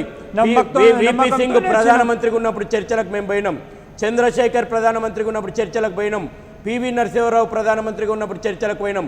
కానీ బాబ్రీ మస్జిద్ యాక్షన్ కమిటీ కానీ, సున్నీ వక్ఫ్ బోర్డు కానీ, ముస్లిం పర్సనల్ లా బోర్డు కానీ వాళ్ళ దగ్గర ఎలాంటి ఆధారాలు సహేతుకమైనటువంటి ఆధారాలు లేక ప్రతిసారి చర్చలను బైకాట్ చేసి దీని ఓటు బ్యాంకు రాజకీయాల కోసం, స్వార్థ ప్రయోజనాల కోసం వాడుకోవాలని చూసారు.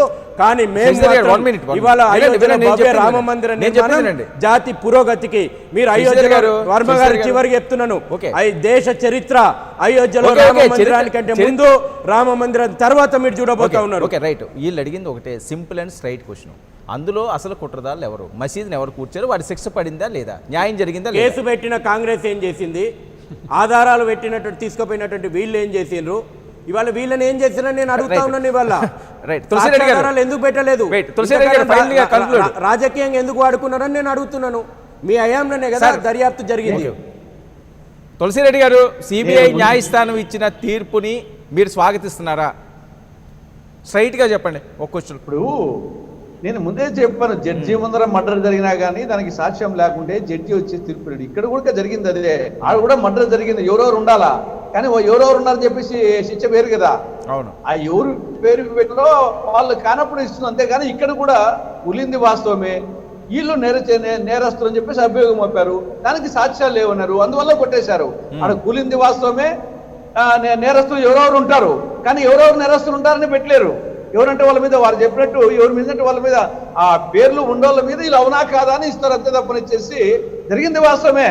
అవును, కానీ ఎవరి మీద అంటే వాళ్ళ మీద కేసు పెట్టడానికి కూడా లేదు. కాకపోతే దీనికి ప్రజలు వచ్చేసి సామాన్యుడు అయిపోయింది అయ్యా, ఎందుకు అయితే భూమి పూజ కూడా జరిగిపోతా ఉంది, అక్కడ వాళ్ళకి 5 ఎకరాల భూమి ఇచ్చారు, ఆడ మసీదు కట్టుకుంటారు, లేని సమస్య ఎందుకు వచ్చేసి జరిగింది వాస్తవమే, ఎవరో చేశారు, దాని గురించి ఎందుకు తలకాయ నొప్పి? సామాన్య మానవుడు అన్ని మతస్థుల్లో ఒక భారతీయులుగా అనుకుంటున్నారు, ఆడ హిందువుగా లేకుంటే మేము వాళ్ళకంటే మేము గర్వంగా చెప్పుకుంటాం హిందువులమని చెప్పేసి. అది పెద్ద వాళ్ళకంటే మేము తులసిరెడ్డి గారు ఎక్కువ ఇంకోటి కూడా చెప్పుకుంటాం. అనుకుంటున్నారు, భారతీయులుగా సామాన్య ప్రజలు అంతకంటే ఎక్కువ ఇంతకాలానికి చెప్పుకుంటాం. మనం అయోధ్యలో హిందూ అనే రామాలయం దాంతో కట్టుకుంటాం ఎంత గర్వంగా అనుకుంటున్నాం. ఫీల్ అవుతానో, ఒక భారతీయుని చెప్పడం అంతకంటే గర్వంగా ఫీల్ అవుతాను. ఒక తులసిరెడ్డి గారు. భారతీయుడిగా వచ్చేసి ఈరోజు సామాన్యుడిగా భారతీయుడిగా దీన్ని అనవసరంగా రాద్ధాంతం ఓకే, చేయకుండా ఓకే. జరిగిపోయిందని తులసిరెడ్డి గారు దేశంలో ఉన్నటువంటి Right, 130 thank you. కోట్ల మంది సామాన్యులు ఇంతకాలానికి అయోధ్యలో భవ్య Finally, రామ మందిర ఏమన్నా నిర్మాణం conclude చేస్తారా? కళ Wait, wait, సాకారం wait, చేస్తారు కాబోతుందని time కూడా లేదు ఇంకా, అనుకుంటున్నారు.